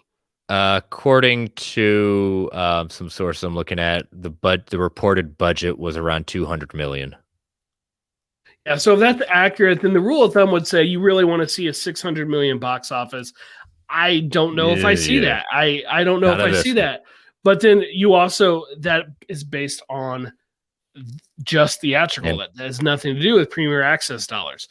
and All in the Game confirms at 200 million. Thank you for checking that out for us, All in the Game. I want to know, do you think it's black and white the way that many others do? And I'm not trying to put anyone down who feels that way, because I'm not even sure how I feel, but do you think it's black and white, slam dunk, they absolutely have to do this for Shang-Chi, seeing that kind of success for Black Widow? I think it gives them a minute to pause in the sense of like, think about it. Do they have to do this? No, they don't have to do anything. Because I think they would be dumb not to consider trying it again. Because like we said, like even if like you said, I agree, they don't get, it's impossible for them to get 100% of the Disney Plus. There has to be, they're going to get more than they get from the theaters. But for them not to stop and think about it, seeing how well this did, why do you think they released this numbers and didn't release Cruella numbers and Raya and what was the other one they did? Mulan, yeah. So Mulan is different because that didn't have a theatrical release at all. Okay, true. Well, it did, but not in the same markets where they had. But the other three did. You could go theater or Disney Plus. So they didn't release the numbers for that. And I think we all, when we saw that press release that you put in the chat when it got released, we were like, whoa, this is a first. Like, I love that they did it, but I don't know if I would have if I was them. Jungle Cruise is coming up, right? If they don't release Jungle Cruise numbers, everyone's going to assume nobody bought it, or effectively nobody bought it on Premier Access, right? Yeah, it kind of shot themselves in the foot on that one. Unless they're going to be transparent. And if you're honest, none of these streamers have really been transparent, including Disney prior to this. Yeah, sure, you'd get stuff like it's our highest watched premiere or whatever, but that doesn't really tell you the numbers. That doesn't give you in relation. Highest watched by how much? Like, I don't even know. Did it do 2 times as much as the thing that tops? 3 times as much? They never tell you. They just tell you highest watched or something along those lines. I applaud them for their transparency. I hope they keep it up. Yeah, so it'll be interesting. Would I love it? Selfishly, yes, because it cost us to go to the movie theater $75 to $80 because we've got to get a babysitter. So unless it's an Endgame level movie, Erin's not going to come into the movies. I'll go to the movies at that point, but she'll wait at home. We'll see it on Premiere. We'll see it on Premiere Access, which is what we're going to do this weekend for her seeing Black Widow. So selfishly, I want it to be there because I want to enjoy this with her. But On the Game says Miss Story here should be that a relatively grounded character like Black Widow should not be pushing $200 million in its budget. Sure, I guess. I'd be curious to know how much of that went to the cast because it's a pretty sizable cast, and you got to think that Scarlett Johansson got she definitely got more money for this than she would have if they had put this movie out in 2014. Yeah. Right. So again, selfishly, I hope they continue on. I'm 50-50. I'll take it back. I'm not 50-50. Now that it did so well, I will go 65 to 70 that we see Shang-Chi. I do not see Spider-Man doing it unless we get a huge uptick in COVID cases. I think Spider-Man's going to be theater exclusive. So kind of to answer my own question, and yes, with Sony there, the Spider-Man, who knows what will happen with that. Yeah. For opening weekend, without a doubt, they made more money on Premier Access, at least compared to domestic. I mean, it's very comparable. It's about the same when you look at the worldwide theatrical box office versus the worldwide Premier Access. And they did it with far fewer people watching. Like, you do the math, it's somewhere in the neighborhood of 2 million people watching Premier Access, and it's many, many millions more going to the movie theaters to get those numbers. So yeah, it does seem like Premier Access is a no-brainer, right? Mm-hmm. But what's going to happen this weekend? Black Widow had a really strong first weekend, but is this going to hurt repeat viewing? Yeah. Think about it. Like, people who would go see a movie 3, 4, or 5 times, if they bought it maybe they went once and then bought it on Premier Access and don't go back again. And so I'm not willing to say they absolutely should do this with Shang-Chi because I want to see what happens really the next 2 weekends, but especially this weekend. Normally, a big drop-off would be a really bad sign, but normally we don't have Premier Access as well at the same time. And so I want to know how big a drop-off are we looking at for Black Widow weekend 2. I think it's going to be pretty sizable because I think a lot of people are going and just going to do repeat viewings on Disney Plus. I also want to know, will we get any kind of update the next quarter, the next earnings call or investor call or whatever it is? I think it's in August sometime. And I want somebody to ask how many, you told us 60 million opening weekend. What's it at now? Like, what number can you report now? Because if they keep getting, I don't expect them to do another 60 next week, and let's be clear. But if they were to bring in another 10 to 20 million over the next each for the next couple of weeks, well, that would be pretty sizable. I don't think it's black and white. They need to see what the long-term box office does while they want to still have a box office presence be a large part of their strategy. But selfishly, I do hope they go with Shang-Chi on Premier Access. I know at the last investor call, they said it's going to have a 45-day exclusive theatrical window. Things change. They could change that if they want, probably, unless they signed a contract for it. They probably can change it. And I don't know why they would sign that contract at that time, because what's the movie theaters, the exhibitors going to do? Not play a Marvel movie? I mean, come on, give me a break. So if you force me to pick today, I do think they should do it for Shang-Chi, but I think if they made that decision now, that would be a little foolish. They have time. They don't need to make that decision. They could go they could easily go 2 more weeks without making that decision. I don't think it'd be a problem. Maybe longer. I agree. We'll have to see. Again, we'll be seeing it. We'll be reviewing it. So, we'll just have to cross our fingers and see what happens. But all right, we're going to take another ad break before we continue on with the news. And the next one, we didn't see this one coming by any stretch of the imagination. So again, listeners, these ads help to keep the lights on the Geek Ultimate Alliance network. They can be a bit loud, so turn down that volume after the 3 count. 3, 2, 1. We'll be right back. All right, so I'm going to cue this up. We're definitely not going to break down certain scenes of this, but there's really not much to break down because there's not. It's but a I'm just Free gonna, Guy trailer. I'm just gonna play it just because. You take it, Brent. Just Deadpool has made his MCU entrance, basically. Yes. I mean, I don't know if this is technically canon or whatever, but they are taking advantage. Free Guy is a movie about it's Ryan Reynolds where he's a video game character, right? So you already know what this movie is. I've seen a lot of people compare it to the Lego movie. Yeah, absolutely. Sounds similar to me. It's a Fox movie. It's one they got from the merger. And Taika Waititi is in it. And I think he's the villain, right? So they're like, hey, some clever marketing. Let's do a Deadpool reacts video to it, right? Deadpool reacts to the trailer. Get special guest Korg. Are you kidding me? Who is voiced by Taika Waititi.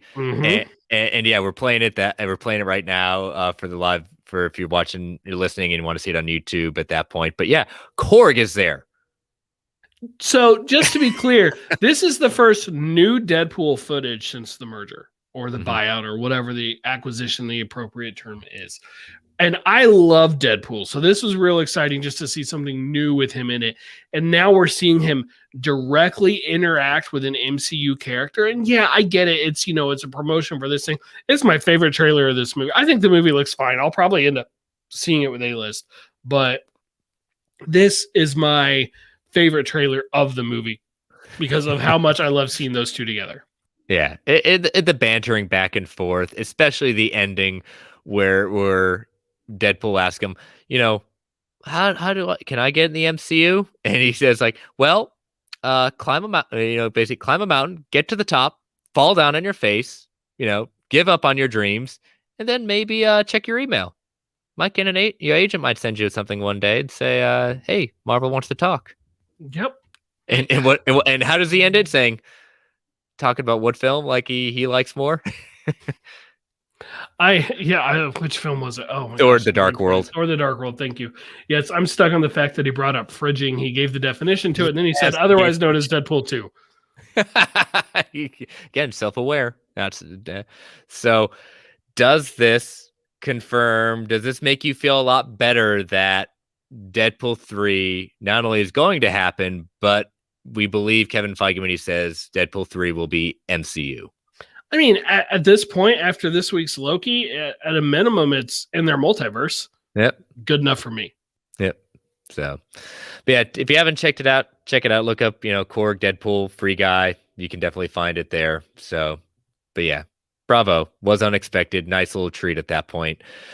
Last story, really quick. We have to acknowledge, again, there's a lot of news we did not cover. We're going to do that till next week, but this one we can't do the next week because we got to acknowledge it. The primetime Emmys were announced, and we were wondering how the MCU Disney Plus shows were going to fare. WandaVision, Falcon and Winter Soldier, between the both of them, scored 28 Emmy nominations, with WandaVision taking the most. WandaVision 23, Elizabeth Olsen, Paul Bettany, Catherine Hahn, Matt Shakman for directing, and Outstanding Limited or Anthology Series. They all received that. I think in the chat we were thinking Paul Bettany was kind of a long shot, maybe getting it in there. We figured and hope Elizabeth Olsen, Catherine Hahn, definitely supporting actress, awesome at that point, and limited anthology series. What did you feel about that? I mean, there's the nominations make total sense to me. Elizabeth Olsen definitely has some competition that I won't be terribly surprised to find out one of the others won. It's a really good year for that category. But one of these makes no sense at all. One of these makes no sense at all. Don Cheadle for guest star in Falcon and Winter Soldier. He was in like 3 seconds of episode 1. I think someone did the count. He was in there for 100 seconds. There were 5 for Falcon and Winter Soldier. The other 4 are technical, not trying to belittle him, but this Don Cheadle making it at that point. And yeah, I'm with you. I kind of wanted Carl Lumley.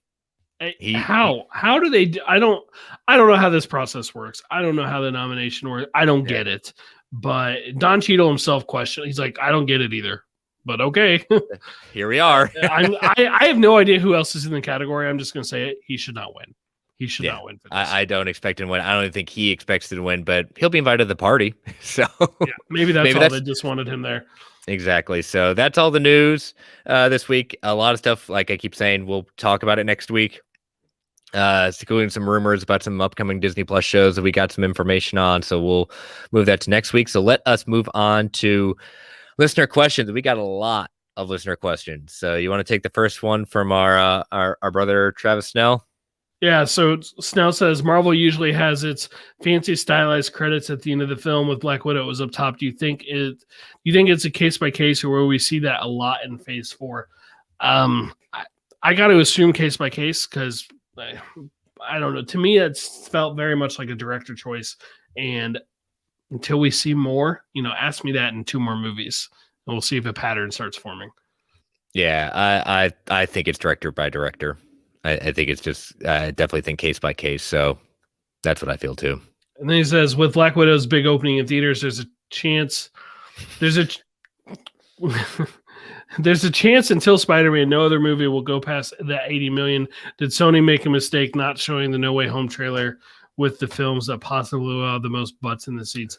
I'm gonna say it. There's 2 other MCU movies and Venom, which I know, say what you want about Venom, but it did well. The first one did well. So I don't think Black Widow is not the last one to hit 80 million. But did they make a mistake by not getting No Way Home out in time for this? Here's my question. What's actionable out of it? Can you buy tickets yet? Then it's not that big of a mistake. Yeah. You want to get word of mouth, but there's nothing actionable. There's no action items, no call to action, whatever you want to call it. You can't go buy tickets to this movie yet. Tickets on sale now. If tickets were on sale, yes, there should have been a trailer. But otherwise, yeah, it'd be nice to see it. But, I maintain I wanted them to wait for Loki to be over.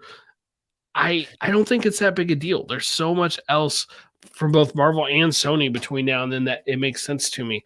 It is a little weird when you look at the calendar in a vacuum. Oh, we're 5 months away from the movie, right? 5? Something like that. Yeah. Okay, sure. This seems a little weird that we have no footage from it at this time. But there's 2 other Marvel movies between now and then. Plus there's Venom. Plus there's What If and whatever other shows, the Disney Plus shows. We have time Be a little patient. Well, we know Travis has no patience. Every time it brings it up some sort of story about the trailer at that point, I'll be again, I am joking, but they're not worried about Spider-Man, people going to see Spider-Man because again, the name sells itself. Will we get a trailer? Yes. I do not think it was a mistake to put it in Black Widow. I think it's still too early for a trailer. I am at the point right now where our first trailer will probably teaser will be in Shang-Chi. And I don't think it's even too early to do it. I just think it's fine that they haven't done it yet. Like, Okay. I don't think it's a problem yet. You know what? We get all the way to Shang-Chi. I'll be a little surprised. Okay. I'll be a little surprised. It'd be interesting. I'll just go with that, the first movie that's going to have it at that point, but they'll probably release it before the movie. Forget it. Let's get to Eternals. Who cares? Who cares? Hey, you know what? Again, like I said today in the chat, yeah, you're not getting a trailer. Again, Besides, Spider-Man marks itself. Trailers are for people to sell people and go into the movie, right? Travis, you already know you're going to the movie, so you don't need the trailer. Buy your ticket. Go in cold. Next one from Tony at WaltGator93. With how many young Avengers have been seen in the MCU, what are your predictions for the starting lineup? I mean, Patriot, Eli, right? Yep. Kate Bishop. Who else is coming? Ms. Marvel, I think, would be in it. Stature. Yeah, I think Stature will be involved. Probably the twins. Yeah, probably. I mean, it just seems like the ones that we have seen, you know? Yeah. I'd say there's a potential to have one that we haven't seen that gets introduced in the show and or movie. Oh, American Chavez. American Chavez, yes. Yeah. Mm-hmm. So, yep, that works. Stu Little, question. Mentioning Ross from Black Widow, mentioning Ross is on his second triple bypass. Is he dead and replaced with a Skrull, or is he getting Red Hulk treatment done? I mean, we got to remember we did see him in Infinity War after this in the timeline, but he didn't do anything that. I mean, he could have been a Skrull for that. He could have been Red Hulk for that and just keeping it to himself. But it would seem a little odd to me if he did have the Red Hulk abilities, for lack of a better phrase, during Infinity War, and he never used them. Yeah. So, you want to take the last one? Yeah, from the Brockman, do you think we will see Scarlet again in the MCU, or is she done? As in Scarlet Witch, I guess I should have clarified this with him. Yeah, we'll see Scarlet Witch again. I mean, she's definitely going to be seen again in Doctor Strange. Now, if he means post Doctor Strange, I'm going to say yes. I don't think they're getting rid of her character yet. Still feels like too early. See, I took it as Scarlett Johansson. Oh, well, that would make sense. Okay, Scarlett Johansson, eventually, yes. In the short term, no. Yeah, I think she's done for a while. That makes way more sense. That's definitely Scarlett Johansson. I was like, oh, you took it that way. Okay, maybe I'm wrong. Well, I just wondered when I copied it, did I not copy a word? Did I mess up? But no, it probably is Scarlett Johansson. So short term, no. Long term. Yeah. Like I said, I was more surprised when we got that story that Chris said someone was going to be back. I said, oh, I thought we were done for a while, a long time for him, kind of like RDJ. So, but all right. One more question from Arlo. Will we get a Legends episode on Disney Plus for any Spider-Man other than Tom Holland before No Way Home releases? Mm-hmm. You know, that's been one of my kind of been working that around in Fact or Fiction. One, like I've had that idea, I haven't used it, but I've had that idea of will we get a Legends episode for that? Yeah. I think if we got one for Toby or Andrew, I think that would be amazing. I think that will happen after a couple of weeks of No Way Home. I don't think, obviously, they're not going to blow that secret unless the trailers have already blown it, you know? Well, by the time the Legends come out, it's like that day or the day before, something like that. I bet you by then we'll have 3 trailers. I bet the trailers, it'll be publicly known at that point. Yeah. Between posters and all the TV spots, the public will know. Now, here's a question. I'll follow up that. I don't think the first trailer blows that. I think they blow some of it, but not that. Second or third, do you think that secret comes out?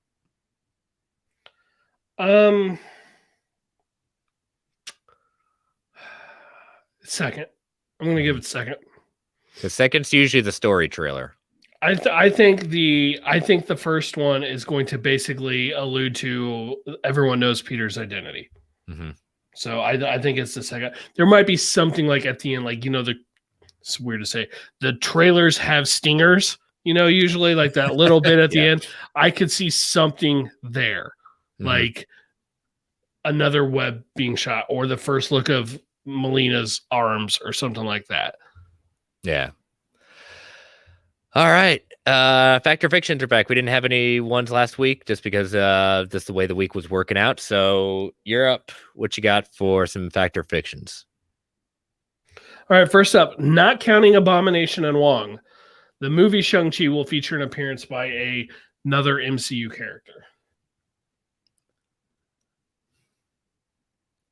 I'm going to go... I'm going to say fact. It's not a like 100% fact. I say it's a fact, but I don't see it until maybe an Easter egg at the end. Okay. In the sense of a post-credit scene, like bringing it, because again, I'm still holding on to the idea that this is the movie that takes place during the blip. I kind of feel the same way. I'm going to say fact because I feel like there is room for one other little cameo somewhere, but I don't think it'll be a very sizable role by any means. Yeah. Okay.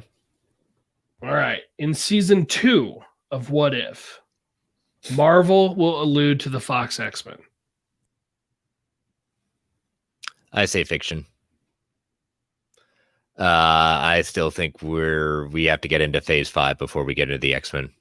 Even hints at it. I don't see it happening. Of course, we don't know when season 2 might be phase 5. If it is, then I'll say fact, but I'm assuming it's still 2023 looks to be the end of phase 4. I think we're getting a season 2 of What If by 2023. I'm going to say fiction on this one as well. I feel like if and when that happens where the Fox X-Men are directly acknowledged, I think that'll be in live action. Oh, this is interesting. Sub, I'm going back to your first one. Sam recruiting Shang-Chi post-credit. Yes. Yeah. That would count, and that'd be awesome. Yeah. One more. Miss Minutes will have an appearance in What If. I'm gonna go fiction. Yeah, I'm gonna go fiction on that one. Would I like it? Yes. Do I see it? No. I'm gonna go fact on this one. I feel like there's room for her to be in there. She's already an animated character. They have a stellar voice actress playing her. I think you're doing an animated show. It feel like a lost opportunity to me. Yeah, I mean, again, I would love to see it. I just, in what we've seen in that trailer, it could work in there. I just don't know. I just don't see it yet. But yeah, would I love it? Again, it's Tara Strong. I love. Let's make her be evil and creepy. Mission accomplished. Yeah. All right. So before we get into Agent of Asgard, we gave you the hint. We gave you the theme of the listener choices for next comic book club, which is, Brent, what is the theme? Multiverse. So we've got 4 comic book. We got 4 arcs or a kind of series that deal with the Marvel multiverse. First up, Marvel 1602, written by Neil Gaiman with art by Andy Kubert.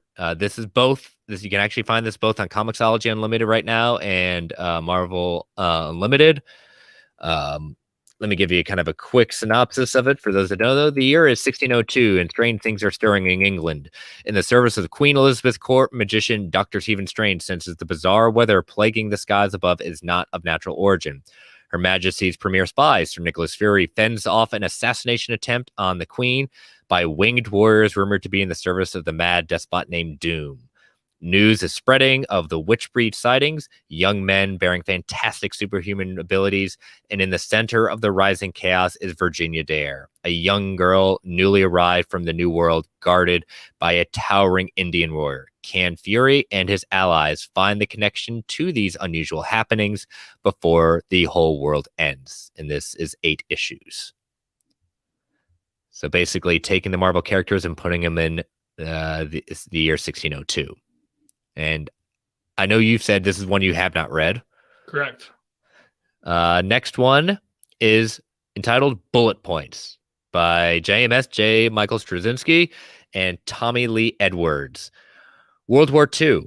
America needs a super soldier. Only one man possesses the formula to create the perfect fighting machine from volunteer Steve Rogers. But when a deadly bullet kills Dr. Erskine, along with his bodyguard, MP Ben Parker, Steve's destiny and that of the multi-universe is changed forever. And this is 5 issues. I do remember reading this series, and I cannot wait if it's chosen to reread it again. This is basically true another What If. It sounds interesting to me. I know I haven't read this one or the next one. I want to say I've read a very small part of the last one that you're going to get to. Yeah, I think this is only on Marvel Unlimited. The next one, we like years on these one. This is Marvel 1985 by Mark Miller and Tommy Lee Edwards. The most powerful supervillains in the Marvel Universe gather their might to wreak havoc on one place they've never set foot before, your world. As mankind's enemies cut the swath of destruction with unprecedented ferocity and ruthlessness, the fate of the planet rests in the hands of one person, Toby, a 13-year-old boy who holds the key to uniting his comic book idols, the Marvel heroes. Superstars Mark Miller and Tommy Lee Edwards deliver the Marvel event that the likes of which you have never seen before. And this is 6 issues. Yeah, I've definitely never read that. It's interesting. It's very interesting. And then the last one is can't go a choice without some X-Men. So here we go. X-Men Age of X. This is an event line story, so there are various artists and various writers for this, but it is all tied together. The biggest and best adventures of the Marvel Mighty Mutants, these are the X-Men milestones. So in the world where the X-Men never existed and mutant kind has been hunted into extinction, the few remaining Homo superior have been banded together to make their last stand. The weary mutants spend each day securing the walls of Stronghold Fortress X in a seemingly endless battle to beat back the anti-mutant forces that would see them wiped out. But when a conspiracy is discovered within Fortress X itself, could it be mutant kind's last bastion will crumble from the inside out? When the dust settles, no one will be left unscathed. But what is the terrible truth about Age of X? And this is 11 issues. So we will post these as our poll, and next week we will let you know who the winner is, what the next comic book corner will be, or comic book club, excuse me. I think at least one of these I may, if it's not the winner, I may read anyway. I may just, because it just sounds good. I'm not going to say which one. I don't want to sway anything, but I think at least one of these I believe I'm going to read no matter what. So I'm just going to wait until we find out what our winner is. Yep. Yeah. So again, we'll put that out there. Not sure what day, but be on the lookout for our Twitter feed. We'll promote it at that point. So again, vote away. We'll see exactly what you're letting us know what we'll read next. So, all right. Final thing. Agent of Asgard. Get issues 13 through 15. We're getting close to the end here. Yep. We got 2 issues next week. So it'll be their first one where it's just less than 3. So taking the first one concludes kind of our, the 3 issues we dealt with last week. What did you think about this one as a whole, as a concluding story? I really liked it, and by far my favorite parts of it was like Loki in this other realm talking to other Lokis. It really hit home for me after episode Loki? 5. That's right. I mean, they were missing alligator Loki, so it's not quite as good as what we watched in the penultimate episode of the show, but you have Kid Loki, you've got classic Loki, basically. It was really cool. And thematically, the timing of that lined up really well. Yes, it did. I also liked how they decided to do a number of the pages in that one, like kind of slanting the panels. which Yep. was an interesting choice. But it was interesting the decision that is made and how it ties back to what Odin told him. Remember what lies are at that point. And he dawns on him that lies are stories. Lies are not just lies, they're stories. And how he finds a way to screw over King Loki. Right. And so, that we had like these issues were, I thought, just some of the most interesting. And it was just the dialogue, the back and forth of the Lokis, the devil's on his shoulder, Yep. go my path and do this, or no, go my path and be better. And yeah, of course, intercut with Odin. And you're right, like the diagonal panels make the whole thing feel disorienting almost. And just really, really well done. And then that cliffhanger at the end, well, Loki shows back up, right? But is it the same one? No. No, it is definitely not. And so we conclude that one. The next two are tie-ins to Secret Wars at that point. Basically the prelude, because again, you have the last Earth incursion. Basically, the idea of the incursion, for if you have not read, Hickman's Avengers and Secret Wars, the multiverse is basically collapsing on itself. They're warring with each other. Earths are battling it out, and basically, will there be one left standing? This is the last incursion with the ultimate universe of the Marvel universe incursioning on Earth 616. Now, this, I will say, was a fine issue, but it wasn't as interesting to me as the last one was. It was dealing a lot with other people besides Loki. And I think this is the problem with this series, is that the weakest issues were the tie-in issues. And it's not necessarily that Al Ewing did not do the best not saying that it was bad. It was just like, this is the problem when you get event line arcs trying to lead to stuff. It almost feels like you're forcing a story in there when there could have been something else done instead. These are the studio interference issues. Yes, this is WB. You are flat out told you have to do this as a part of this other thing, and it overpowers the story you're telling. It's not, a two or three pages out of the 20. It feels like it's 17 pages out of the 20, or however many whatever the page count was. And so again, it was a fine story.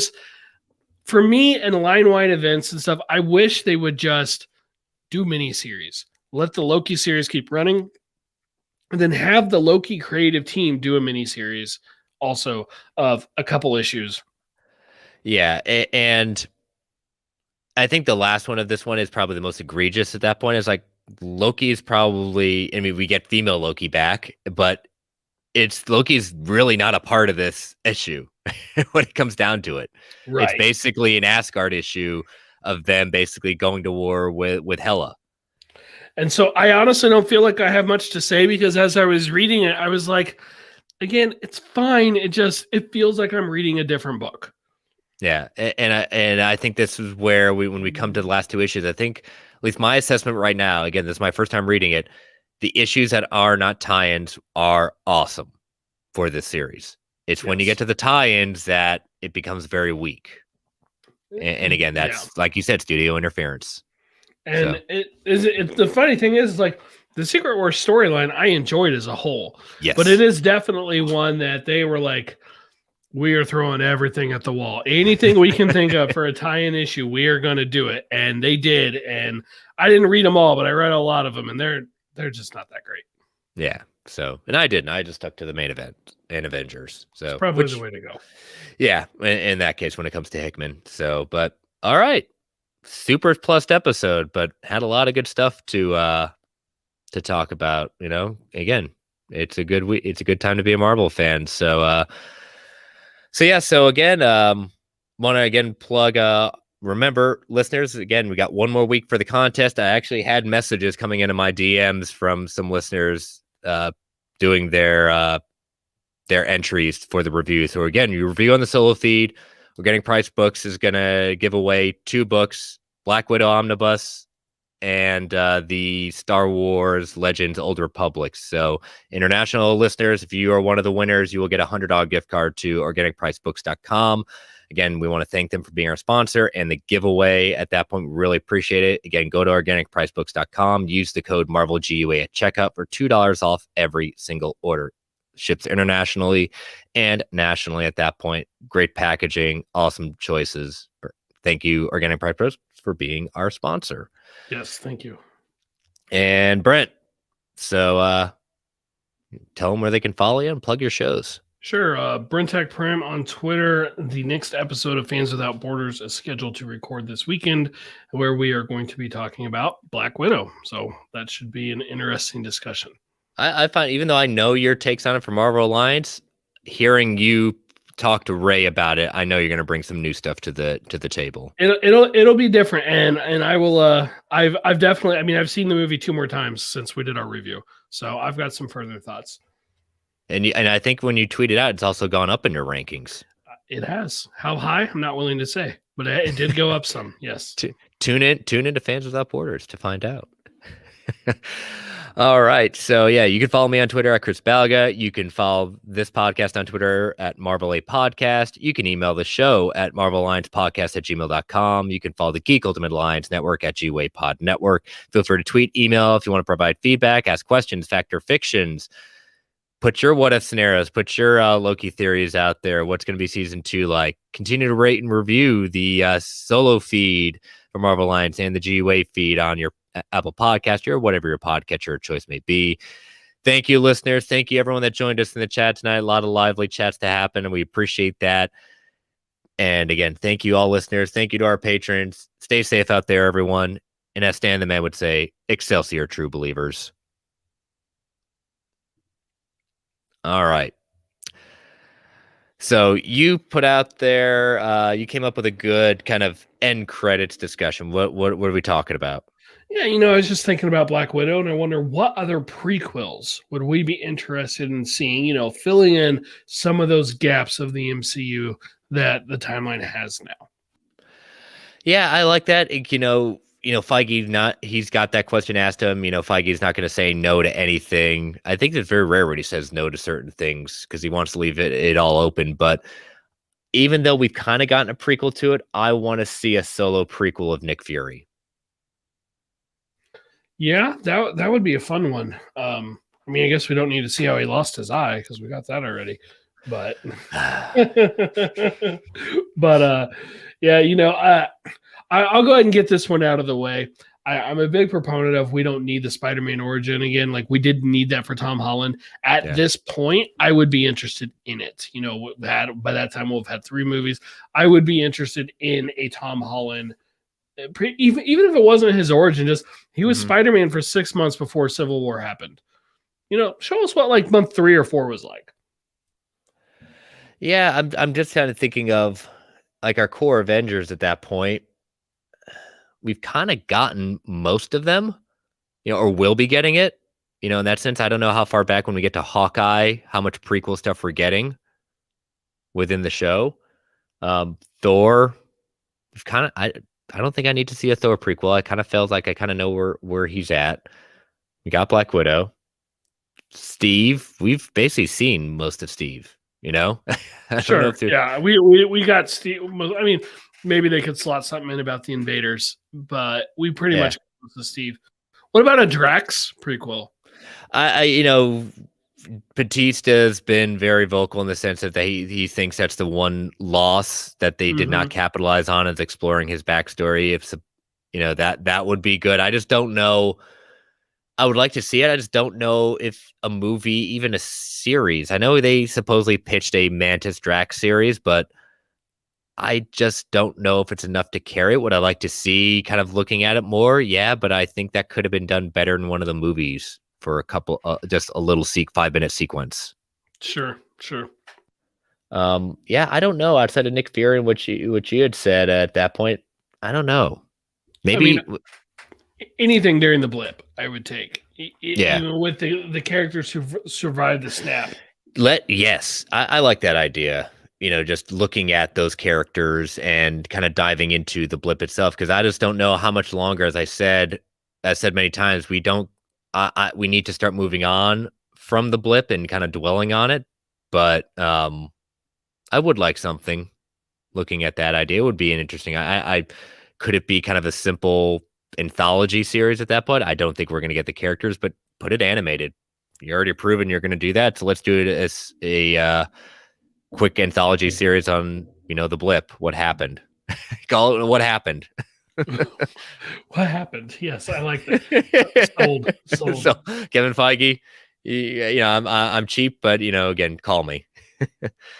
But yeah, so that'll be, again, listeners, let us know what you prequels would you like, maybe for some ones that maybe haven't been put in the MCU yet that you would like to see prequel based. We'll see. So all right, catch y'all later. See you in a week. See you later.